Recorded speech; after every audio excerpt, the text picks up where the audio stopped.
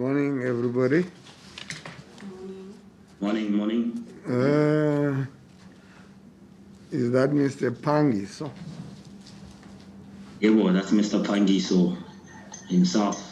Oh, now how do you pronounce your name? Is that right, Phangiso or Phangiso? Phangiso. Phangiso. Phangiso. Oh, yes. Yagu. Thank you very much. Mr. Phangiso, we are going to do the administration of the oath or the affirmation depending on your religious predilections. If you want to take an oath, you'll take an oath. If you want to take an affirmation, you'll take an affirmation. So Advocate Nile is going to administer whatever needs to be administered. I'll take the oath. Thank you. Okay. Thank you very much. Hi, Phangiso. Hello, Njansis. Hi, Saphilinjan. I'm feeling. Okay. Mr. Phangiso, do you swear that the evidence that you're about to give, which is obviously the evidence based on your affidavit, is it the truth, the whole truth, and nothing but the truth? If that is so, please raise your right hand and say, "So help me God." So help me God. Thank you very much, Mr. Phangiso. You've now been sworn in as a participant in the SJN hearings. Thank you very much, Nile. Mr. July? Mr. Phangiso, good morning. Good morning, sir. Yes, the affidavit before you, as Ms. Ngale has indicated, it's signed by you, so we take it now that it has been commissioned because you have taken oath on it. On the 29th of April 2021, you voluntarily made a submission to the Ombuds. Is that correct? That's correct. And that statement was then converted to the affidavit that you have just confirmed now, right? That's correct. And your affidavit is structured according to chapters. And there are 5 chapters in your affidavit. Correct. And your first chapter deals with your early years of playing cricket from the age of 19, right? And then chapter 2 deals with your challenges as a player for the national team, that is Proteas. And you also deal with your experience at the World Cup, or the World Cups, actually, that you attended. And then in chapter 3 of your affidavit, you deal with the financial implications flowing from the missed opportunities. That is the instances where you were not given an opportunity to play. Correct. And chapter 4, you deal with the culture, the mindset, and or the attitude of franchise cricket towards transformation. Correct. And lastly, you draw a conclusion and you recommend and you make suggestions that there must be fair treatment and there must be a transparent remuneration process in cricket. So I want you then go through your affidavit, not necessarily reading it, and cover those chapters that are in your affidavit.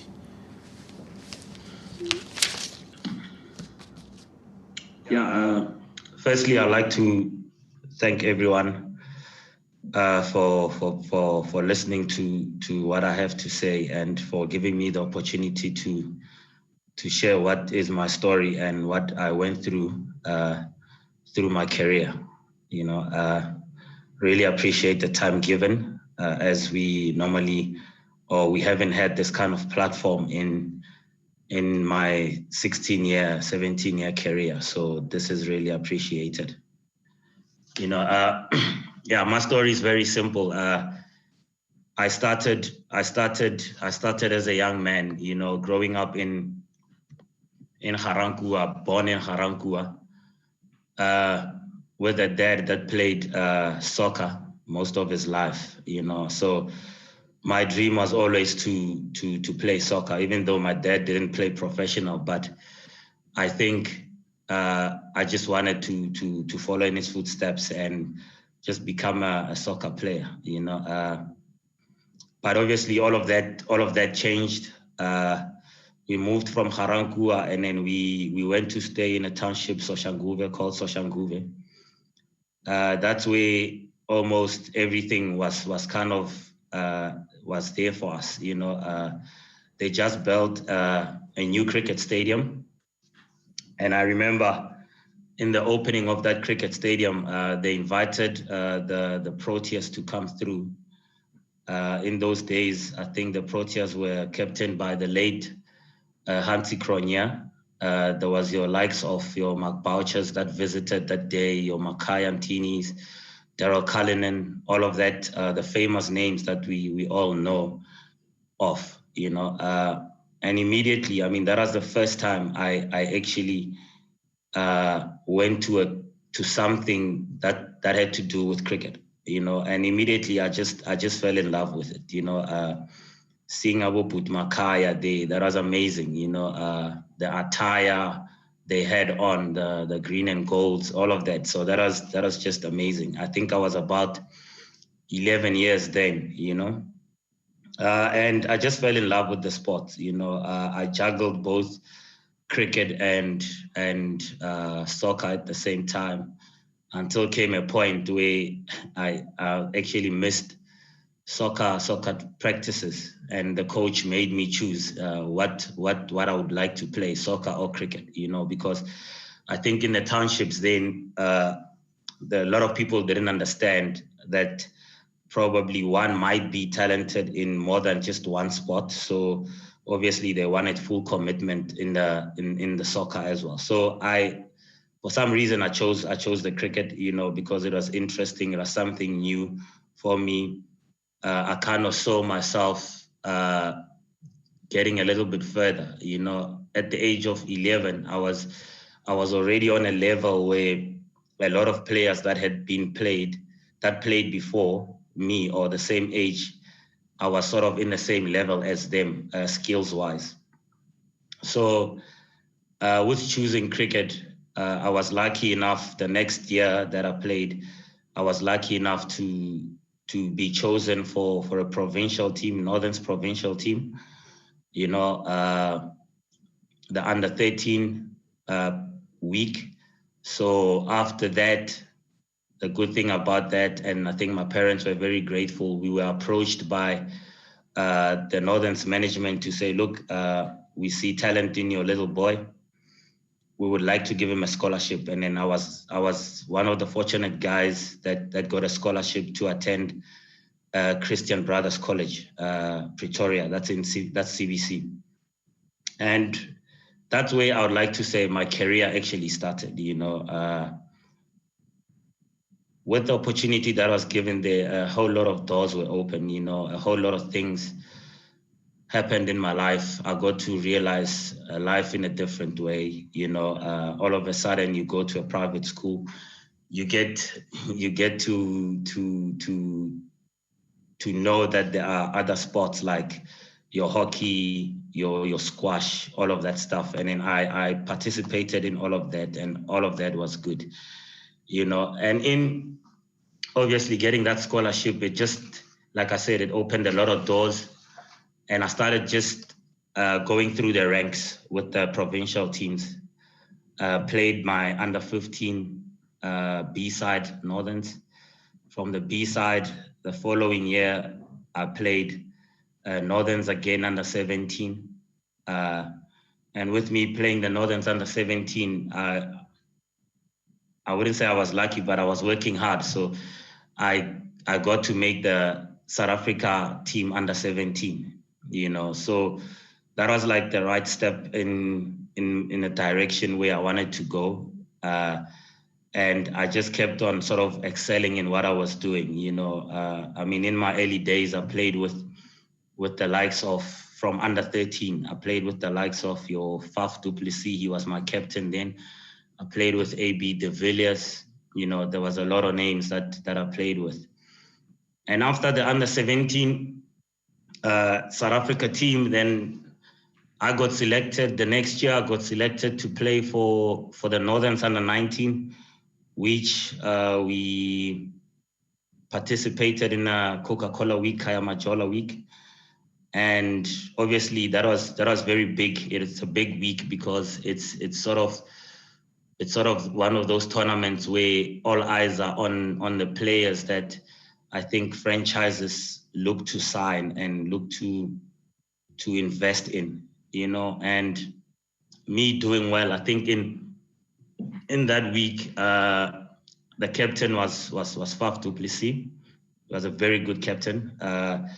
I was one of the spinners to actually open the bowling, and I did very well. My stats were very good, and I was fortunate enough again to be selected for the SA under-19 team, and I think being selected, like I explained before, being selected for the SA under-19 team was kind of a big deal then, or it's still a big deal because it's a door opener, I remember in our squad, in our Northerns team, the guys that were selected for the SA under-19 team, I mean, it was myself, it was Faf du Plessis, it was AB de Villiers, there was a fella by the name of Heinrich Leroux, and there was a Frans Nkuna, a very good bowler, Frans Nkuna.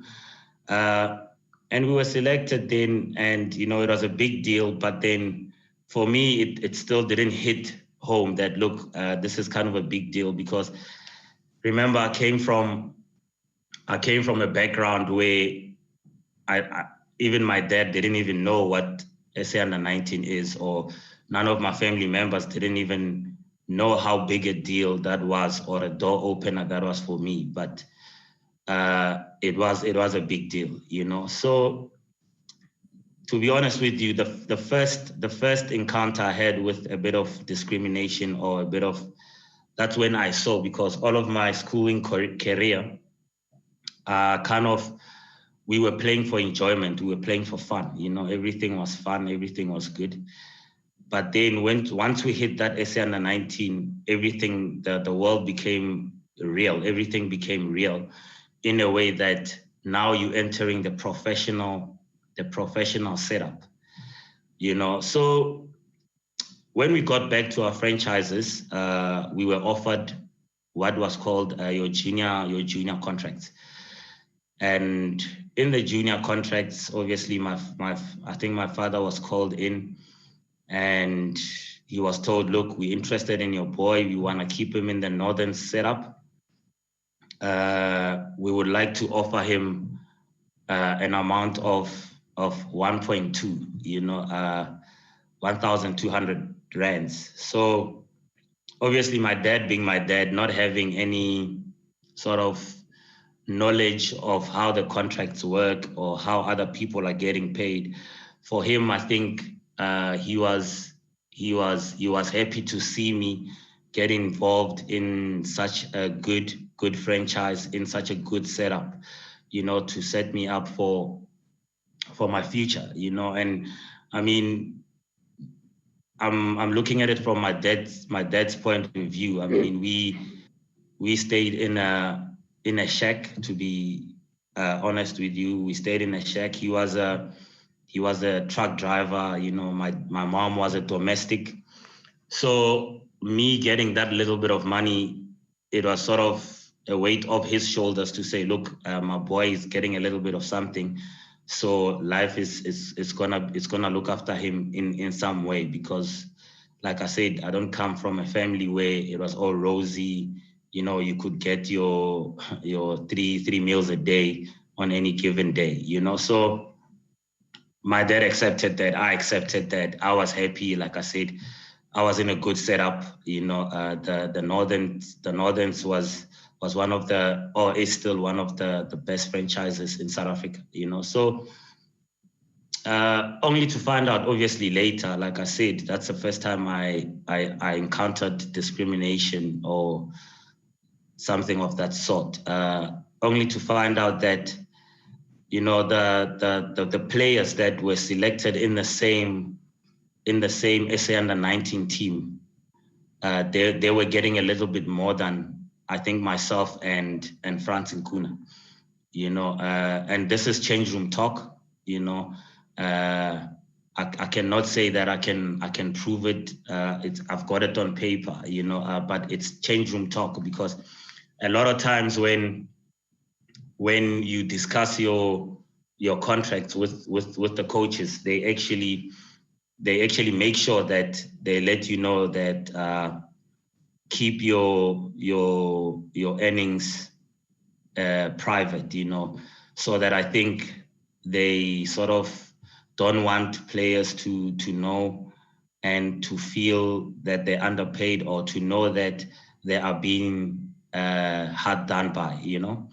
So change room talks where my counterparts, your obviously AB de Villiers and your Faf du Plessis and your Heinrich Leroux, I think at the time when I was getting 1.2, I think the guys were getting about 5,000, you know. So it was a bit heartbreaking. It was a bit it was so to hear something like that, because the same guys that I played with in the SA under-19, the same guys that I helped, because I know that my contributions in that team was very massive.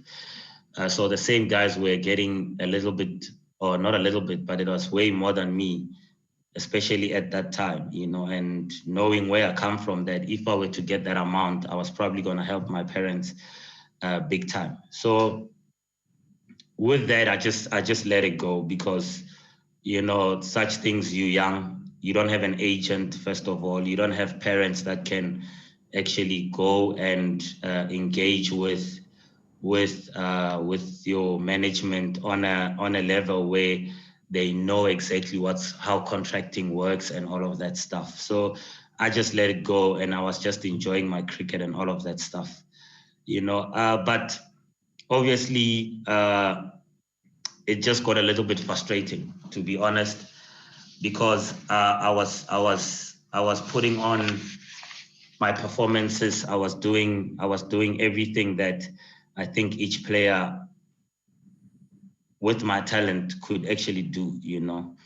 But with playing there at Northerns at the time, I think the frustrating part about it was every time when one took the field, when we played provincial cricket is your B-side.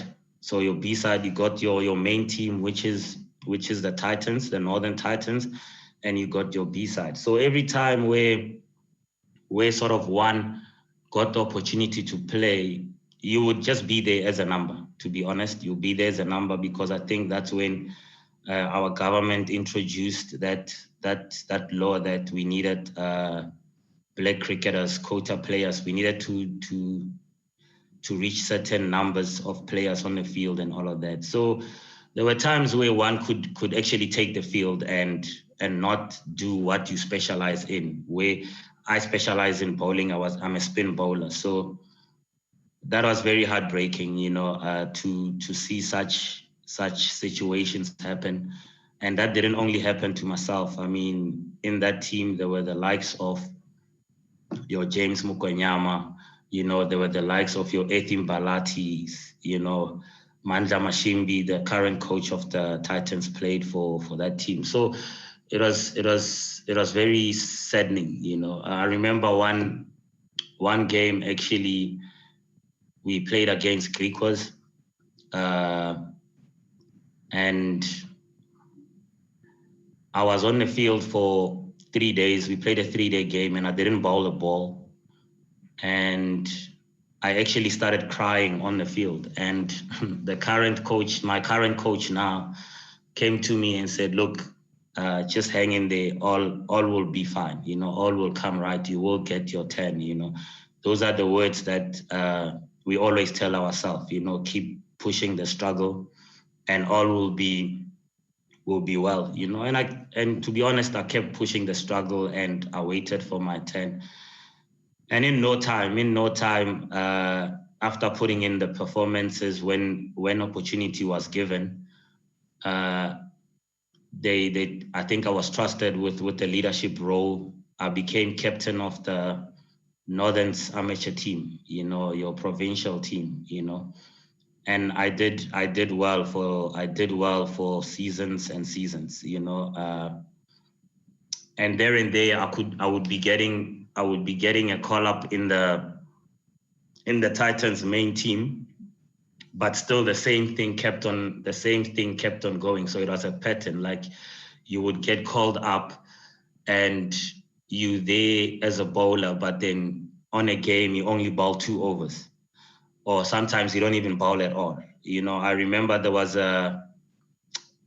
this format that was introduced where it was called a super sub. You could super sub players. So the only African players in the team was probably Etim Balati and myself, and we were sort of super subbing ourselves, So there's a lot of stories like that happened, and they were very heartbreaking, But obviously, with being trusted with captaincy and all of that, you're thinking, look, I'm making a step forward here. I'm starting to earn the trust of coaches, of everyone, but only to find like later on, I think a player by the name of Paul Harris, because he was the main spinner that was at the Titans then. Then he got selected to play for the Proteas. And then there was an opportunity where I could be a regular there at the Titans, at the Northern Titans, the old Titans,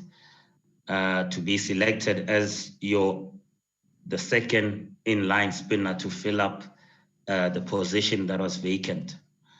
And someone else was picked ahead of me. So someone else, if I may mention a name, is Rofi van der Merwe, a very good player as well, But if you look at the story, how it all started, because you sort of go through ranks, So he was just pushed ahead of me. And at the time, or before that, Rofi was a wicket keeper that was turned to be a spinner. And then to find that he obviously got given a chance to sort of take the space that was open ahead of me, So again, I'm gonna be using this word a lot. The struggle carried on, and we pushed the struggle. The guys around me. The good thing is I had a good bunch of guys around me. Like I said, your Mandla Mashimbi, your Etim Balatis. We shared a comment together. We were always encouraging each other. Let's keep pushing. Time will come. Until such a point where I remember for the amateur team, I got player of the season, and I was supposed to sort of get, I don't know if it's a supposed to, but it always worked out like that you get your player of the season, and then the next contracting year, because you've done so well for your amateur team, you sort of get promoted and you get your franchise contract, which didn't happen to me. That broke my heart because I was told by the coach then, it was Richard Pybers. I was told by the coach then that there are no more contracts for me, or there are no more contracts. They've contracted everyone. He knows I've done well the last season, but what they can do for me is give me a coaching contract. By then I'm 22 and a half, going for 23. So, and I thought, but look, coach, I'm 23. I don't want a coaching contract. I don't want to coach. I wanna play cricket, And I didn't have a choice but to accept, because I was put in that corner where all the other franchises have contracted players, and this is the only option I have. Like I said, I was told, we're giving you a coaching contract. You can go coach where you come from, which is Soshanguve. You can help them out on every Friday you can go and just help them out for 2 hours. We'll give you this much, and the amateur department can give you this much. So it sort of made up my salary. But then that contract was not even a contract that was recognized, I think, by CSA or by your SACA, because it's not a sort of a proper professional contract. So, but anyway, I took the contract. I didn't sign the contract. I just took it, and I just kept on, obviously, but my duties was to practice with the Titans each and every day, to be there, to report, to do all those things. So I did all of those things. And something happened that was amazing. That was the best thing that ever happened in my life, to be honest. I got a call from a respectable man. I respect him very much, Dave Nasworthy. I got a call from him, and he said, look, I know what you're capable of. You got a call from? From Dave Nasworthy. Okay, thank you. Okay, all right. Yeah, I got a call from Dave Nasworthy, and he said, look, I know what you're capable of. I was your coach at SA Under 19, and I think you've got a lot to offer in this game. You are just being, you're not being given a chance, and you're not being utilized. So come next door, come to the Lions and join the Lions, and I will give you opportunity. And to go back to my coach at the Titans and at the Northern Titans back then, and I said, look, I was offered this contract and I would like to leave because you guys are not playing me. And the words I got was, but you have signed a coaching contract.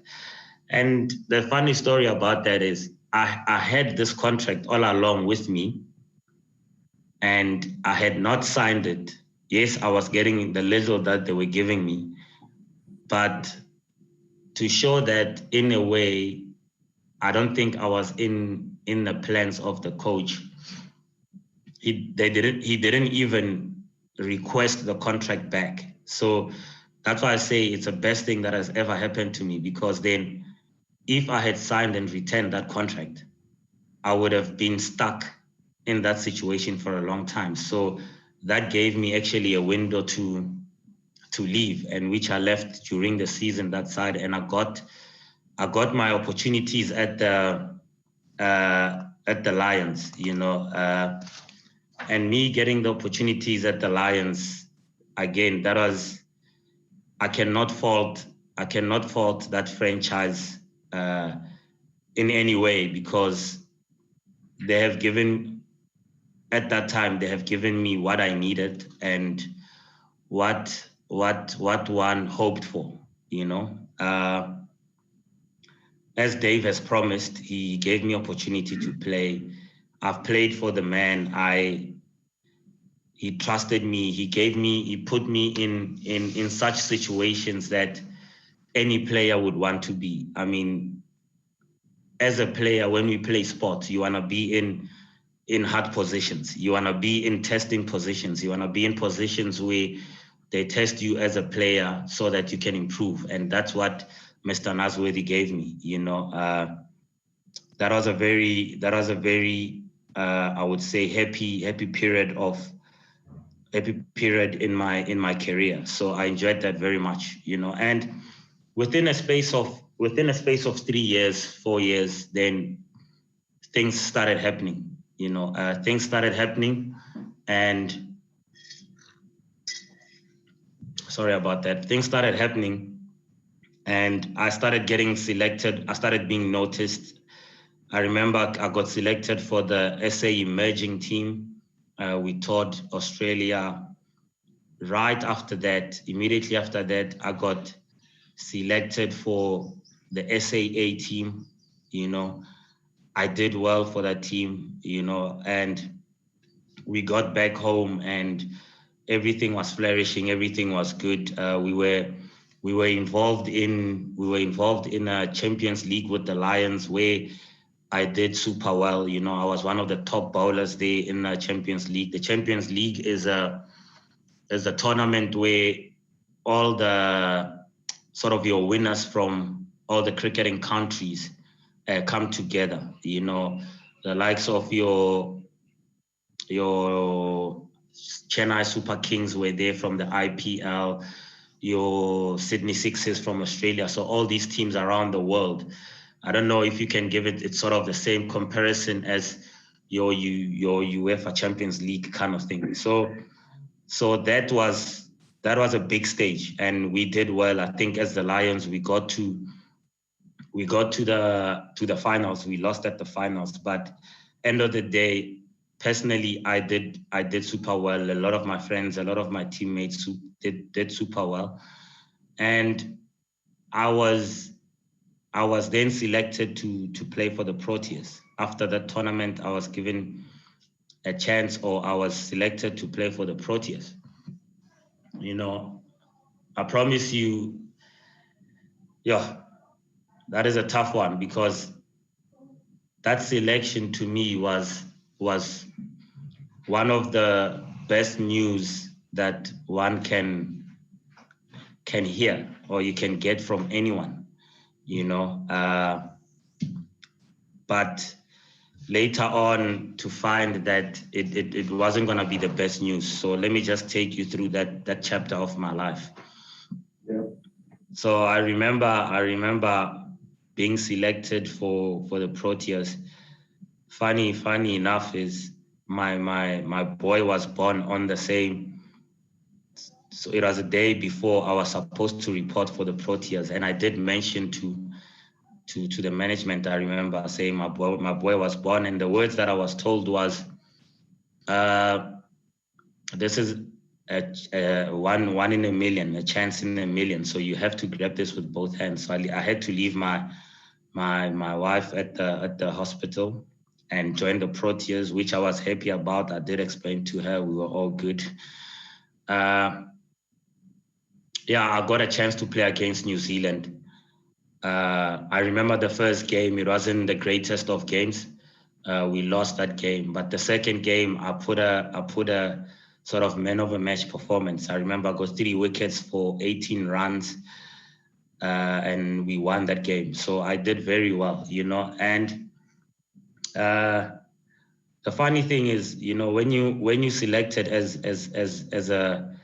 a Black African to play for the Proteas, there's not a lot of people that can help you and put you through the challenges that you're gonna come across. You know, I came across a whole lot of challenges when it came to the Proteas. You know, I went to subcontinent places where spinners dominate the game, you know, and at no point I've gotten, not at no point, but a lot of 90% of the time I was not fielded. You know, that's very heartbreaking, you know. I don't even know how to explain that, but I think people that play cricket would know where I'm coming from, you know. Just when you think that you've proven so much, you know, in your life, you think you've proven so much to the people, to the public, you know, and the stage that you've probably been waiting for, it's given to you, but still is yet so far, because it's like you're there, but you're not there. You don't exist. You know, you don't exist. So that was a very tough period in my life. I mean, I went to World Cups. I went to 3 World Cups, to be honest. I went to 3 World Cups. I think first World Cup was in Bangladesh, where I went, and I didn't get a chance to play there. I didn't get a chance to play. And Bangladesh, like I said, it's one of those, it's a subcontinent. So it just makes sense that you would play your spinners. You know, your spinners win you games, you know. I didn't get a chance to play there. Again, you know, when you ask your coaches, your management, what's going on, what do I need to do for me to get an opportunity to showcase my talent or to contribute, to contribute in the team. Always the same answer, wait your turn will come. In my situation, I think playing with a guy like Imran Tahir, where I played with him in the Lions. He was in the Lions team. Me and him, we always played in the same starting 11 at the Lions. And he sort of always, when I asked that question, they said Imran was the number one spinner, and we always gonna stick with Imran. We're gonna play Imran Tahir. You just have to wait your turn, And like I said, it's heartbreaking because you see other teams in your Australia, and I mean Australia, as we know, they produce the best of the best in your fast bowlers, we know of your Brett Lees, we know of your Sean Tates, but in that tournament, because the conditions actually dictated that you needed to play spinners. Everyone was reverting to that, to playing spinners, 2 spinners, 3 spinners. I remember there was a game where actually India, they only bowled 2 overs of fast bowling. The rest of the 18 overs were just spin, So those kind of things were happening. But then I think with my team, we always stuck to playing just the 1 spinner in Imran Tahir, And one of the excuses that I was given was JP Domini was the sort of, he could bowl a couple of overs of spin, which it wasn't his specialty. I'm not saying he couldn't bowl, but it wasn't his specialty to bowl spin. But then that was one of the excuses. That was like your fallback to excuse all the time, So in that way, that never made sense to me, that never made sense. But again, had to push the struggle. The struggle moved on. No one to talk to on sort of at camp or at the World Cup. You always stuck by yourself in your hotel room. You cannot share your frustrations with anyone. I remember at least that World Cup. It was myself and Lopsy, Lonwabo Totobe. But me and him could not talk that much because he was also going through the same thing. I think at one point he was one of the world's number 1 bowlers. But in that tournament, I think he only cracked 1 game, if I'm not mistaken. So it was so frustrating that it was just one of the longest month and a half that you could ever live, So, but anyway, struggle pushed on, we carried on, everything went on, came back home. Obviously, family disappointed, not only your family, but I think I had more fan base at the Lions. The Lions fans were disappointed because they knew, I think a lot of people knew what I was capable of, what I was capable of and what I could produce. So the following year, same story happened where it was the 50-over World Cup. It was Australia, New Zealand World Cup. And to be honest,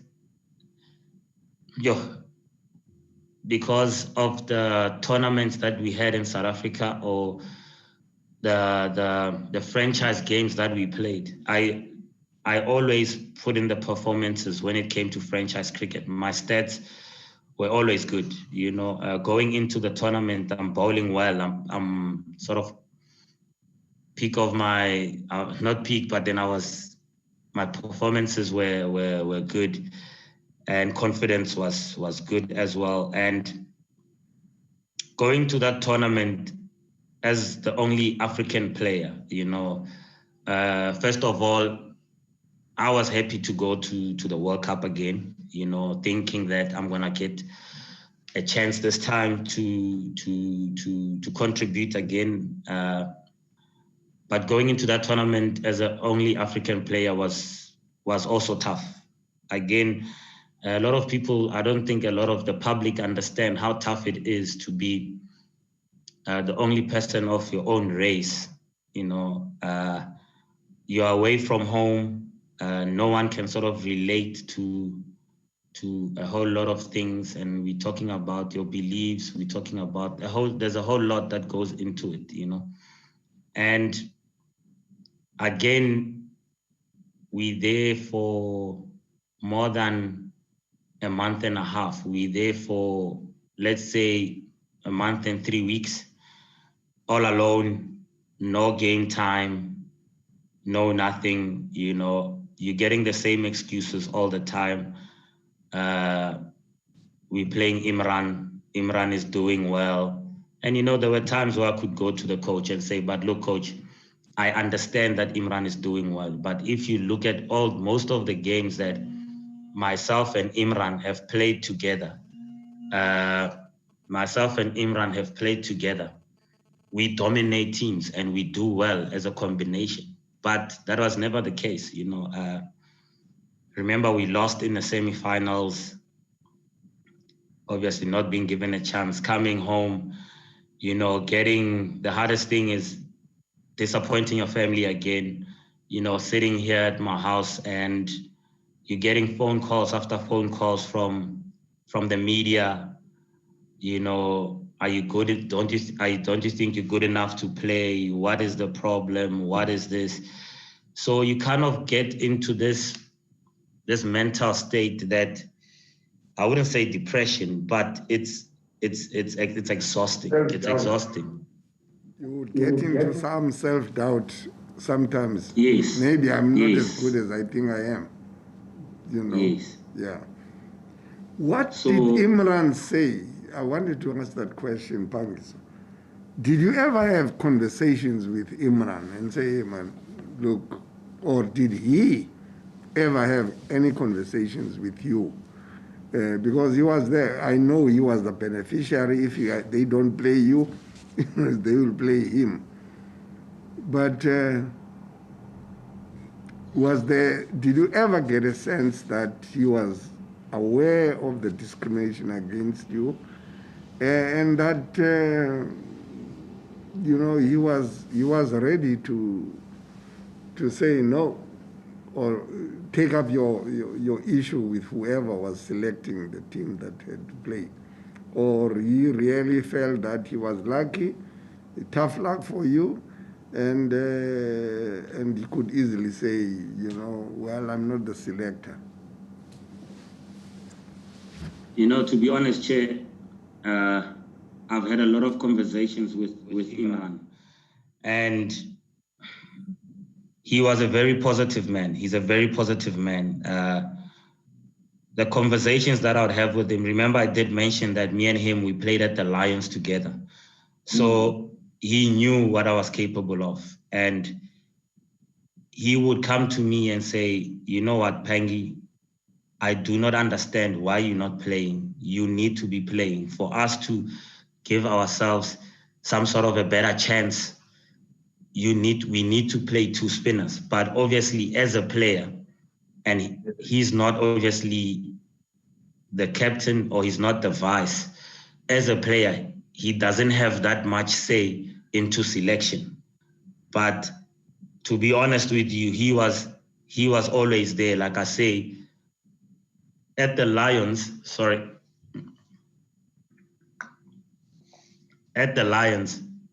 they used to call us spin twins because they knew that when me and him are bowling in tandem, we were so good together. So he also knew that. So that's why every time when he would come to me and say, I think you should be playing, we should be playing together, you know, I believed him because I also knew that he knew what I was capable of. And a lot of, not only him, but a lot of players around, I think they knew what at the given time I was capable of. It's just that a whole lot of people don't have power over selection. And it's just one of those, when they announce the starting 11, you cannot question. And with him, I think he's also happy to play. You know, you won't find any player saying, I rather sit myself out, you guys play this guy. You know, when you are in that situation, you're also happy to play, because that's why you're there. You want to play. End of the day, you're not only just playing for yourself. If you're representing the country, you must understand that you've got such a big responsibility, that you representing, let's start with family. You know, you're representing your family, you're representing your friends, you're representing, now the whole country comes in, you're representing the country. So you want the country to be proud of you. You want the family to be proud of you. So it's rare that you'll find a player that will just say, sit me out, let's give this guy a chance. You know, so that was that situation with Imran, you know. If I may just ask, sorry to interject, in paragraph 13 of your affidavit, the third last line, you say, at all relevant and material times during my Proteas career, the captain was Mr. Graham Smith, and that you would engage him on several occasions to understand why you were not being given a chance to play. So I just want to understand, with regards to that, so your engagements with your captain, you know, what would be the outcome, or what would be the reasons given for you not being selected to play? Can I just correct that statement? I think there was a typing error there. In my playing times, the captain was not Mr. Graham Smith. The captain, I think that World Cup, the captain was A.B. de Villiers. So I think there's a typing error there. Okay, no problem. And when you engage, then we'll correct that. Sorry, when you would engage Mr. A.B. de Villiers, what would he say? Yeah, again, like I say, you know, when you talk to guys like AB, you know, or you talk to the coach, you talk to your senior players, and you wanting to find a reason why you're not playing. It's always, for them, it's always the selectors think, you know, the selectors think that this is the best 11 for the match ahead. The selectors, because end of the day, there's a panel of selectors, there's people above them, so it's easy for one to sort of shift blame, or to say that this is not my call. End of the day, the call was made by the people above me, you know. So that was mostly the answer that was given. And you go to the people, you go to the person above the coach, which is the person that you are in reach of, because the selectors at the World Cup, probably there's one selector, but you're not really, he's not in camp, you can't talk to him. So you go to the coach, which was Russell Domingo, you ask him the question, the same question, coach, why am I not playing? You know, he will tell you about conditions, especially there in Australia. He will tell you about conditions, and conditions seem they support fast bowlers, and we're gonna go with Imran, as Imran is this and that, you know. So those, like I say, those excuses, they were always almost the same kind of excuses. So Imran was sort of their blanket, because the Imran's name always came up. We're gonna go with Imran. This game, we're still gonna go with Imran, you know. So that was basically it. There was never, I don't remember me giving an excuse that said, Phangi, we think your form is lacking. We think that you are not doing well. It was always Imran. It was always, wait your turn. Your chance will come. Your opportunity will come. And to be honest, there were some games, I mean, I will read out my stats now. There were some games that I played when I got a chance to play, you know, these tours, when we tour your Zimbabwe, when we tour your West Indies and your all of that, the games that I played, they actually proved that I deserved to be in the starting 11 when the conditions allowed. You know, I don't want to come out and say that, I mean, I've played cricket for a long time. I know when the conditions don't allow me to play, and I know when they allow me to play. So when the conditions allowed, my stats will tell you that this guy deserved to play most of the games, which will lead me to the World Cup, the next World Cup that we went to, which was your World Cup in India. We played a T20 World Cup in India, where again, subcontinent conditions tell you that, look, you need to be playing spinners, you know. And the first game we played against England, we played only one spinner. All the other, England played, I think the spinners that bowled there, it was 4 spinners. Even your Joe Root, at that time, he was like your part-time spinner. Your part-time spinner is someone that doesn't specialize in bowling spin. It's someone that can give you an over or 2 if the conditions allow you. So if you're already using 2 to 3 of your specialized spinners, and you can still slot in your 4th spinner to bowl you an over or 2, it tells you something about the conditions. And we lost that game, and we played the second game. I didn't play, you know, until I had a very good chat with the coach and said, look, other teams are playing lots of spinners. Like I said, again, I'm going back to your New Zealand, your England, your everyone's. They're playing all of these spinners. We stuck with playing Dale Steyn, which is a quality bowler, world-class bowler. We stuck with playing your Morne Mokel, your seam bowlers. I remember your Chris Morrises, all of those guys. But then for the conditions did not allow that. And the conditions dictated that, look, Phangi deserves to play. And not only as a black player, but he deserves to play because he's a good quality player. He's a good quality spinner. The stats will say, you know. So in that tournament, the media, remember the media in South Africa, the media was coming so hard. You know, the media was coming so hard at the coach saying, why are we not playing Phangi if other teams are playing spinners? And I finally got an opportunity to play. I played against Sri Lanka. My first game, I remember one of the games, there were 2 games left. I played against Sri Lanka. I got man of the match. I've got this to prove it. I've got man of the match against Sri Lanka at the World Cup, my first game at the World Cup. And I played the second game, and I bowled so well. We played the West Indies. I remember my figures: 4 overs, 1 wicket, 18 runs. But unfortunately, it was too late because we were already out of the competition.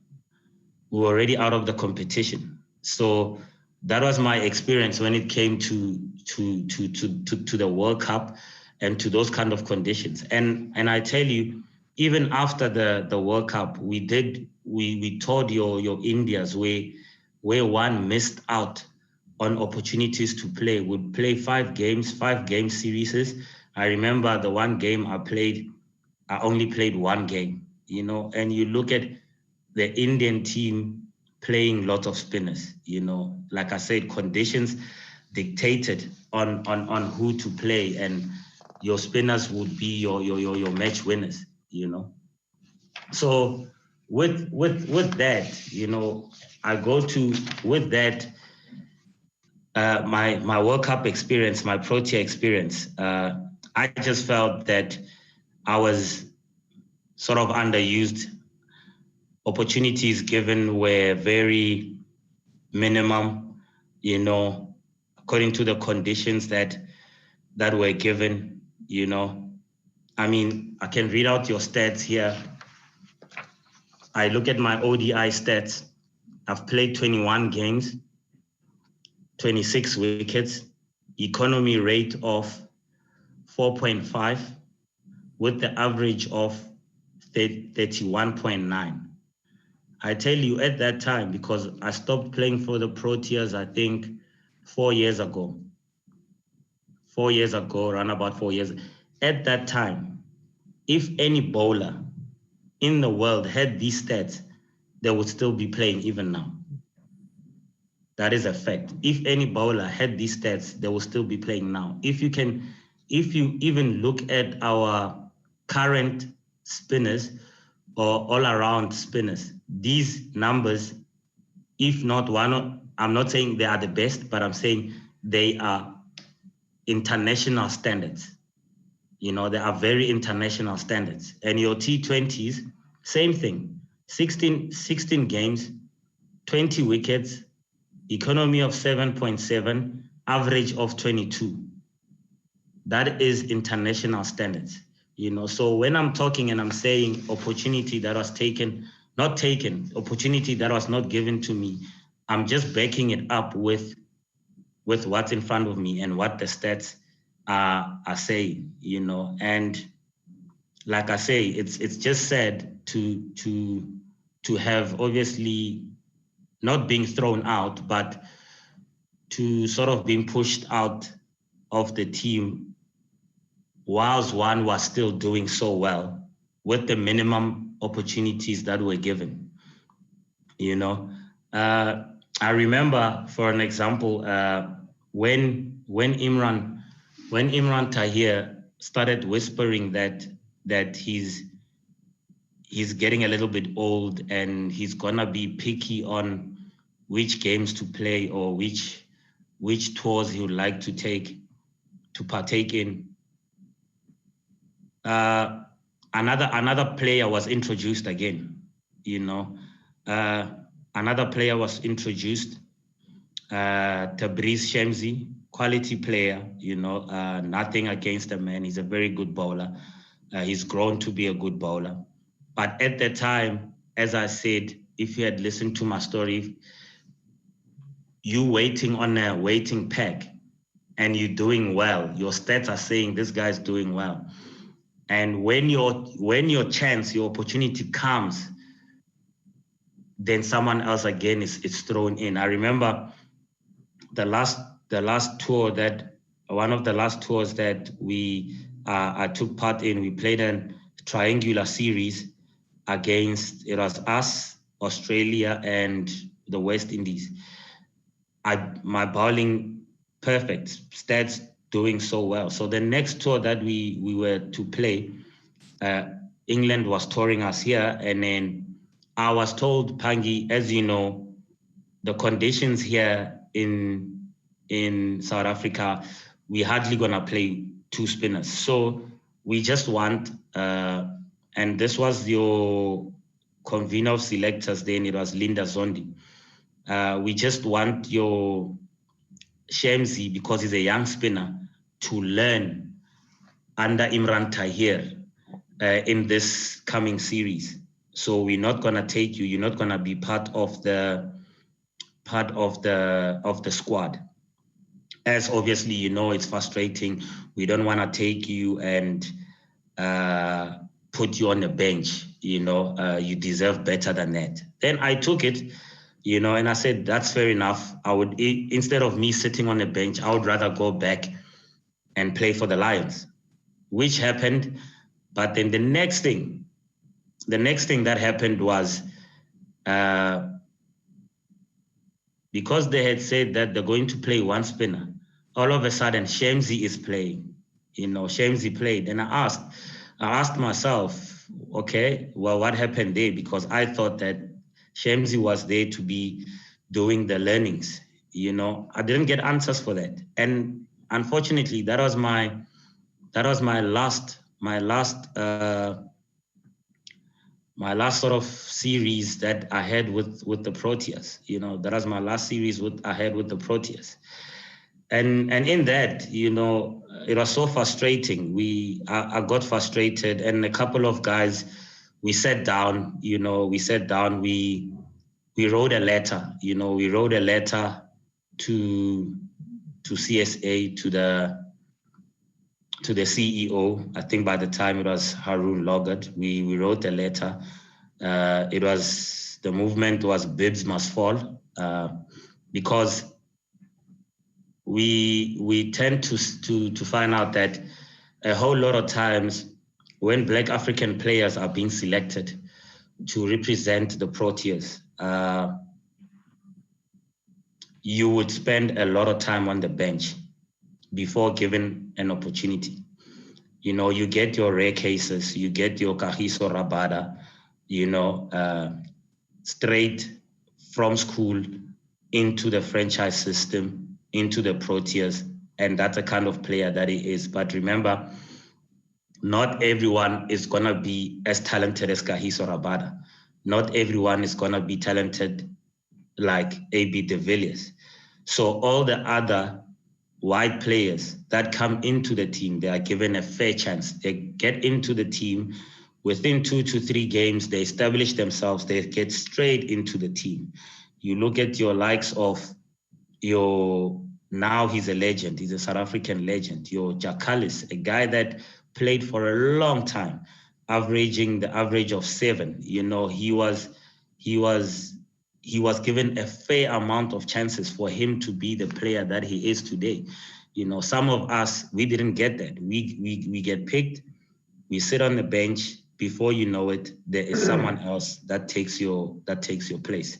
That is as simple as it is. So with the letter with Mr. Harun Logard, we wrote that letter. That letter circulated.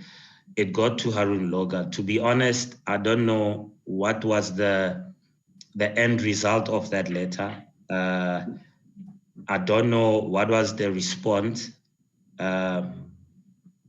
I don't know where that letter actually got us to, but then we thought that obviously our views would be heard and they would be taken into consideration by the people above, you know, but nothing still changed. It was still the same for a long time. You know, we're just lucky now that we have a Black African captain. We've got Phangiso representing the Black Africans on a regular basis, you know, but for the rest, we're talking the majority, for the rest of the players, everything is still the same. Nothing, I would say, has changed, you know? Just tell me, when Russell Domingo says to you, you are not being fielded because his team was adopting or employing a different strategy. Now, did you ever get to be aware, or did he ever explain to him what is this strategy and what is the end game that is sought to be achieved by this strategy? Because you say to him, I'm not being fielded. And he says, no, you know, our strategy is to field one bowler, and he says to you, and that one bowler is Tahir, as opposed to 2. Now, I just want to understand, what is the strategy there? What was the strategy? And especially when you compare historically with the other teams, Sri Lanka and everywhere else, where there were as many spawn bowlers as were available. Because I just don't understand you being selected into a team. You are a specialist in your area of expertise in the playing of the game. You go on tour. Of the 6 matches that are being played, particularly, for instance, in this Australia-New Zealand tour, you don't get played. Now, what was the strategy? I just want to understand. Did he ever take time to say to you, you know, the strategy is A, B, C, D, E? And just to say, no, we have just adopted a strategy when we are going to play 1 instead of 2. And you're just a pastor. You know, Mr. Che. Sorry, Mr. Che. Mr. Che, if I'm understanding your question correctly, and I will try to answer it to the best of my ability. You know, us as South Africans, right, or South African cricket, our culture or our strength, a lot of times it's always been your fast bowlers, because in South Africa your wickets they seem to favor more of your seamers. You look at a lot of our legends in your bowling department. We've got your Makaya, you've got your Pollock, we've got your Alan Donald, you know, we've got your Andre Nel. So we are renowned for producing your seam bowlers, your fast bowlers. But that didn't mean that in conditions that we needed to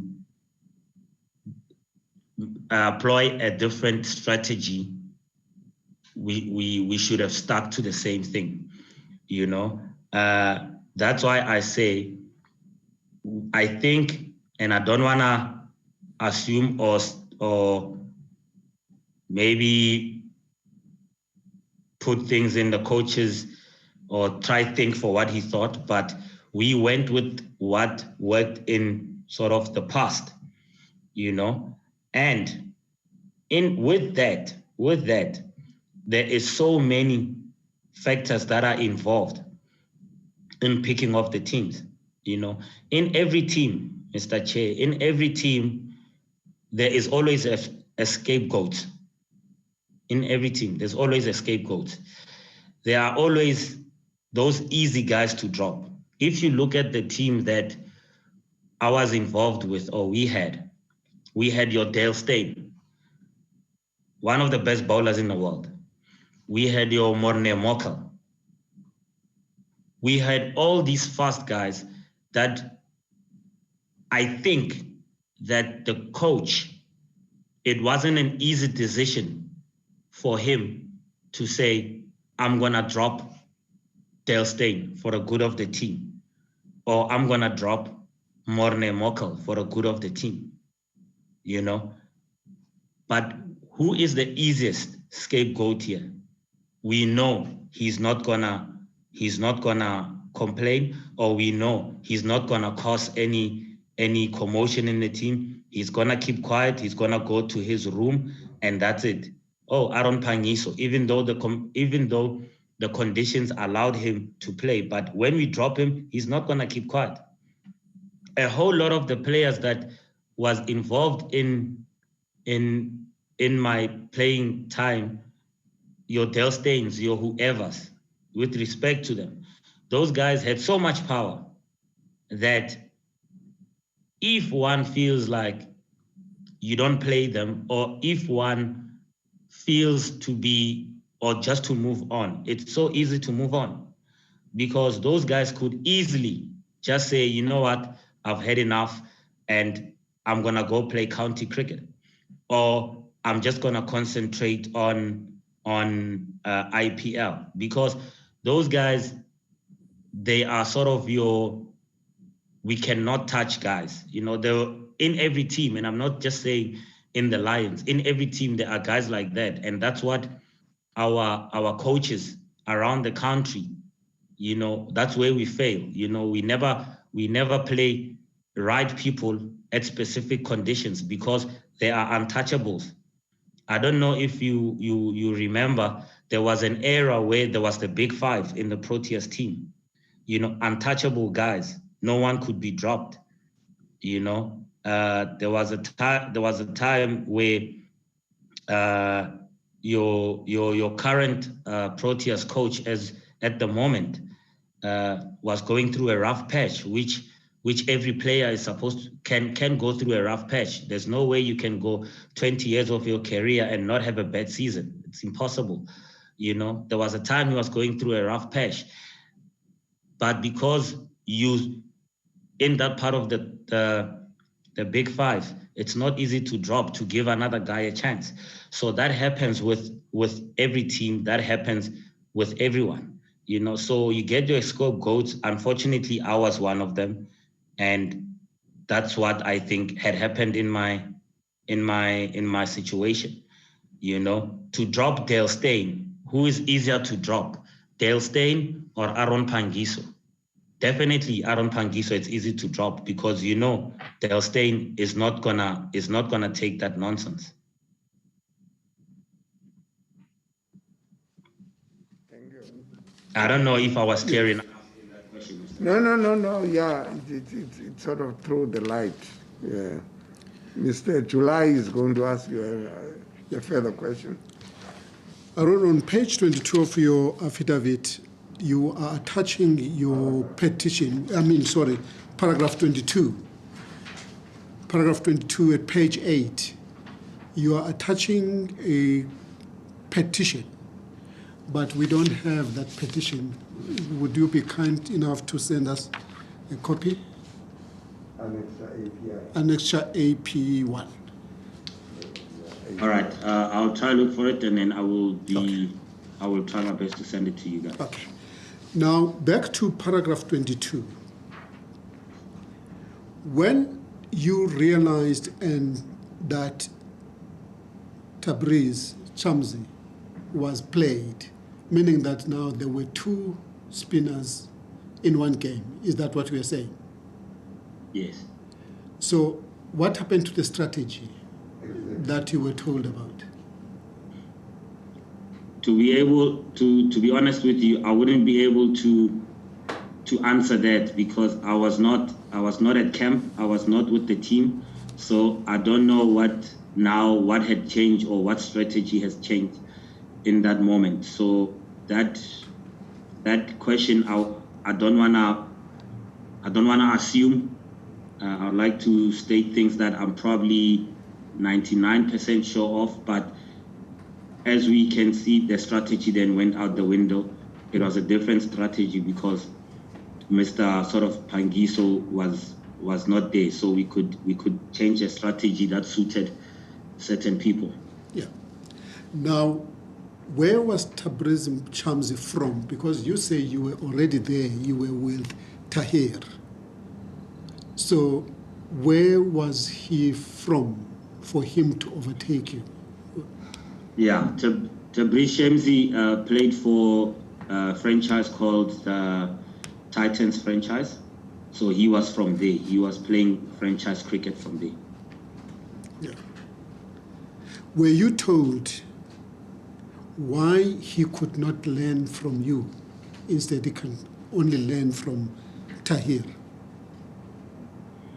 Yeah, this is the honest answer, and this is a cricketing answer. This is the reason. Tabraiz Shamsi is a wrist spinner, which Imran is a wrist spinner. So that's why when I was told that he needs to learn from Imran, for me it made sense. You know, it made sense because they are the sort of they are the same type of bowlers. So for Tabraiz Shamsi to learn from me, I'm a different spinner. I'm a finger spinner, completely different. If he had to learn from me, the probably only thing he would learn from me is the tactics of the games, you know, the field placings, you know, more mind games and all of that. But on the skill that we both doing, completely two different skills. Also just ask, I just want to understand, because it's just been a recurring thing or theme since yesterday, where if you're not being given opportunities to play, obviously you would take it up with management, as you said. So you would speak to the coaches and the captain, and then if they don't give you, and if they keep giving you the same answer that your opportunity will come, your time will come. Beyond that, like, what other recourse would players have? Like, where else, do you turn to as a player? Yeah.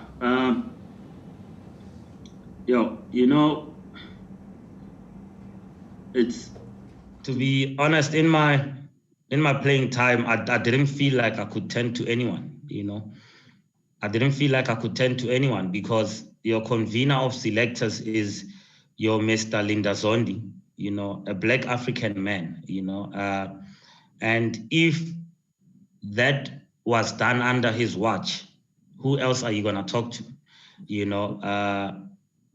He's, after the coach, he's the highest guy that you can talk to, your convener of selectors. He's a Black African man. He was in India when I didn't play games in India. And all of that, with all that happened, he had nothing to do with it. He didn't change. He didn't say anything. He didn't sort of say Phangi has to play. So there is no one else to turn to. That's why I say it made it so difficult, because obviously, like I said, you talk to the captain on a sort of informal chat while on the field. You take a walk with him, you ask him all of these questions. What do you think? 1, 2, 3. And then he then says whatever he says. He refers you, I think you must go talk to the coach. You talk to the coach, he tells you the same answers, he tells you the same things.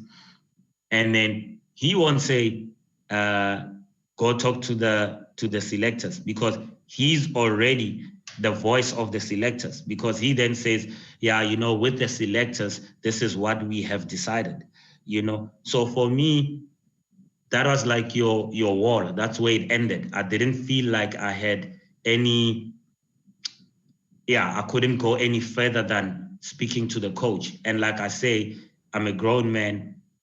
If an African man is taking such decisions of me not playing when I had to play, then why actually waste my time and go speak to the guy that you can clearly see that he's probably also, I don't want to say puppet, but then that's the word. He's probably also just there to fill up a position, or to say that, to sign whatever team that goes forward to the board or to CSA to say this is the starting 11. Because clearly he was there. He's been through the struggle. He's seen it all. He grew up in KZN where times were tough as well. But for him to let it happen like that, then why talk to the man?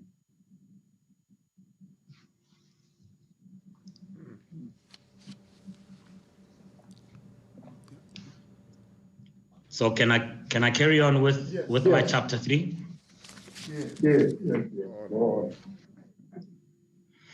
Yeah, in my chapter 3, I'm touching on the financial implications and financial opportunities obviously missed. Obviously with everything that I've mentioned, with all the games missed, and with all of that, there are so many things that obviously the public, or maybe you guys don't know, that happens when it comes to salaries and when it comes to payments of players.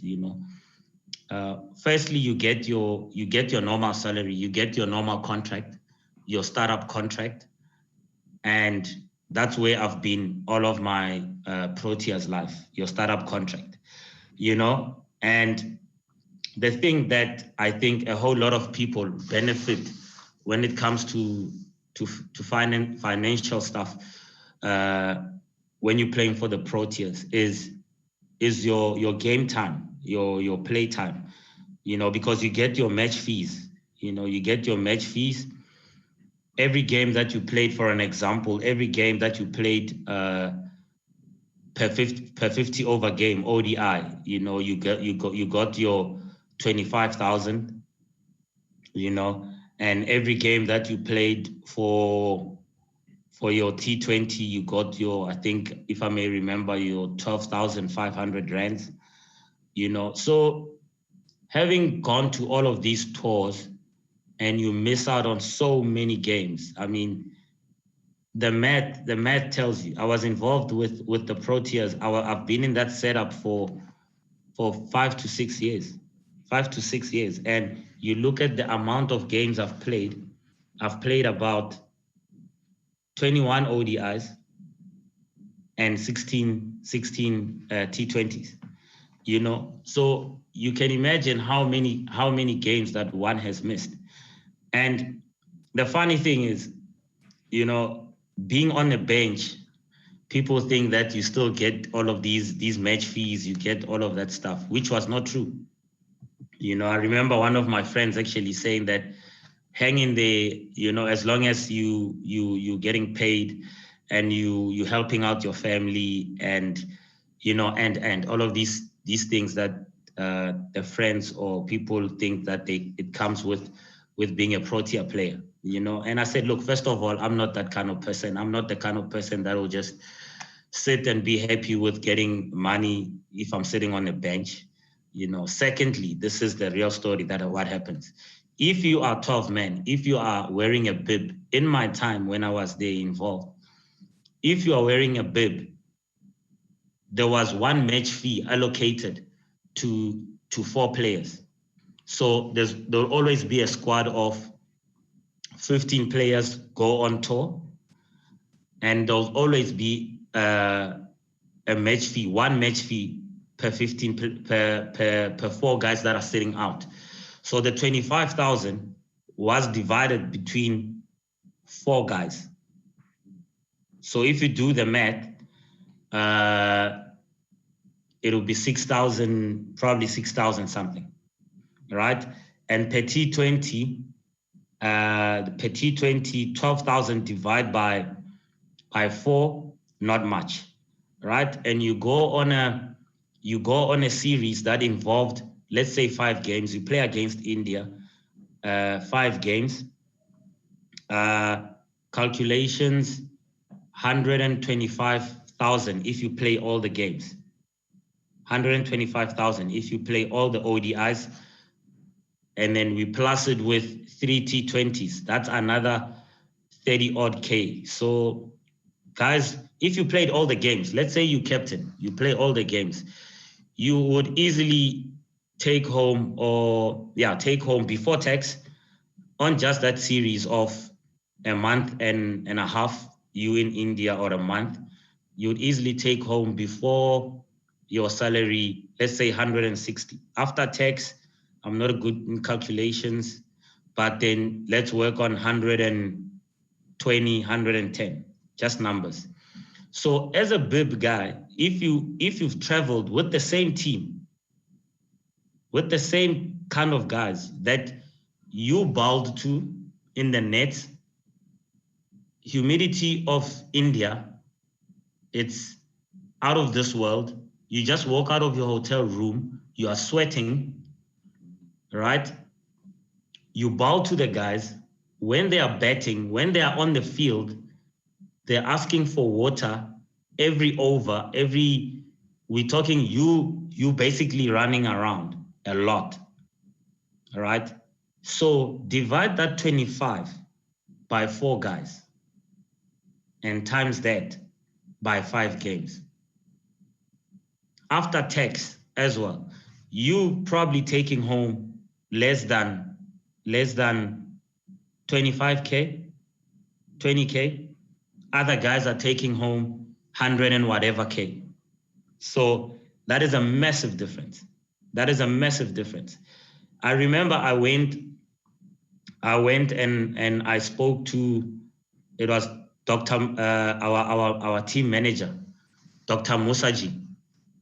I spoke to Dr. Musaji, and I actually put down these numbers and I put down the facts, and I said, Doc, I've got a problem with this. You know, I've got a big problem, because out of the touring squad, I'm probably one of the only guys that miss out on a whole lot of games. I miss out on a whole lot of games. Guys play game. Guys play. Some guys play 3 games. Some guys play 4. I would be the World Cup. I didn't play, but there are so many tours that I went to that I didn't get game time. You understand? So I said to Doc, Doc, we need to relook at this, because this is not fair at all.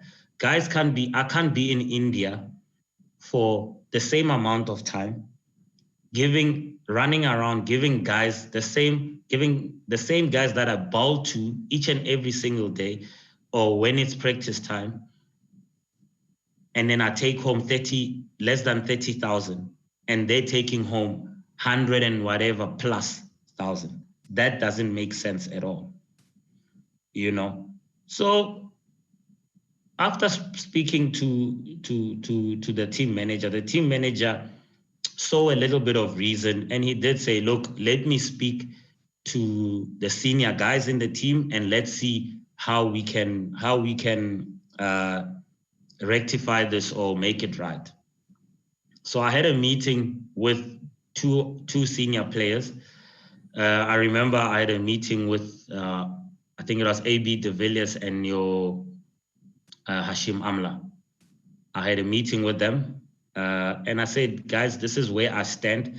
This is my situation. And you know, the response that I got from the senior players, that was amazing. For me, that was shocking, because it just showed that there will always be, people will always think for themselves before anything else. The response I got was, so Phangi, you expect that a guy sitting on the bench must get the same amount? And I said, yes, why not? How does that affect you as a player? It's not coming out of your salary. It's not coming out of anything of yours. It's just us talking to the South African Cricket Association and say, look, this is the situation that is going on. Because as you know, guys, a whole lot of countries, from what I've heard, you know, I've got a couple of friends in other teams. You know, I remember Chris Gale played for the Lions, so I made good friends with him. Darren Semi, and there's a couple of other guys in other countries as well. You know, other guys did say that, look, when we touring, when whatever, each and every player gets the same amount as they get the same amount, match fees. It doesn't matter, because there's already a difference anyway in your salaries. You know, obviously Hashim will get more than me because he plays all formats. He plays T20s, he plays ODIs, he plays Test cricket, you know. So other countries, they didn't see a reason why guys shouldn't be getting the same match fee as guys were on tour and as guys were struggling together on tour, because not all places that you tour are obviously, as we know, all nice and glamorous and rosy. So with that, I got in a lengthy discussion with them and I showed them reason. And I think, you know what, they did see a bit of reason. You know, they did see a bit of reason, and they said, yes, we'll go back and we'll talk to the South African Cricket Association. And I remember 2 days later, the guys came back to me and they said, look, we spoke to SACA, and the best that we can do, or we think it's best for guys not playing, is they're gonna add an extra match fee. So instead of 4 guys sharing 1 match fee, now the guys were sharing 2. So it was 25,000 divided by 2, which still I don't think it's fair, because I wasn't the reason. I definitely wasn't the reason why I wasn't picked. You know, as we know, in every team, except you playing tennis or you playing squash or whatever, you cannot pick more than a certain number. Whereby cricket only 11, you tour with 15. So the rest of the 4 guys, does it make it? Are they any less than you guys? Are they worth any less when it comes to game time or selection? No, you can only play 11. So that's how I felt, and I still feel like that. And like I said, it was addressed. They only added.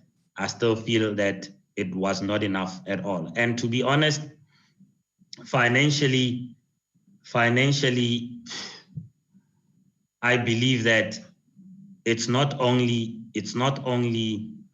opportunities on the field. It wasn't only CSA money or that one was deprived of, you know. The more you play, like I said, let me put Aaron Phangiso as an example. The more Aaron Phangiso plays in India, if given the chance in those conditions, there's a biggest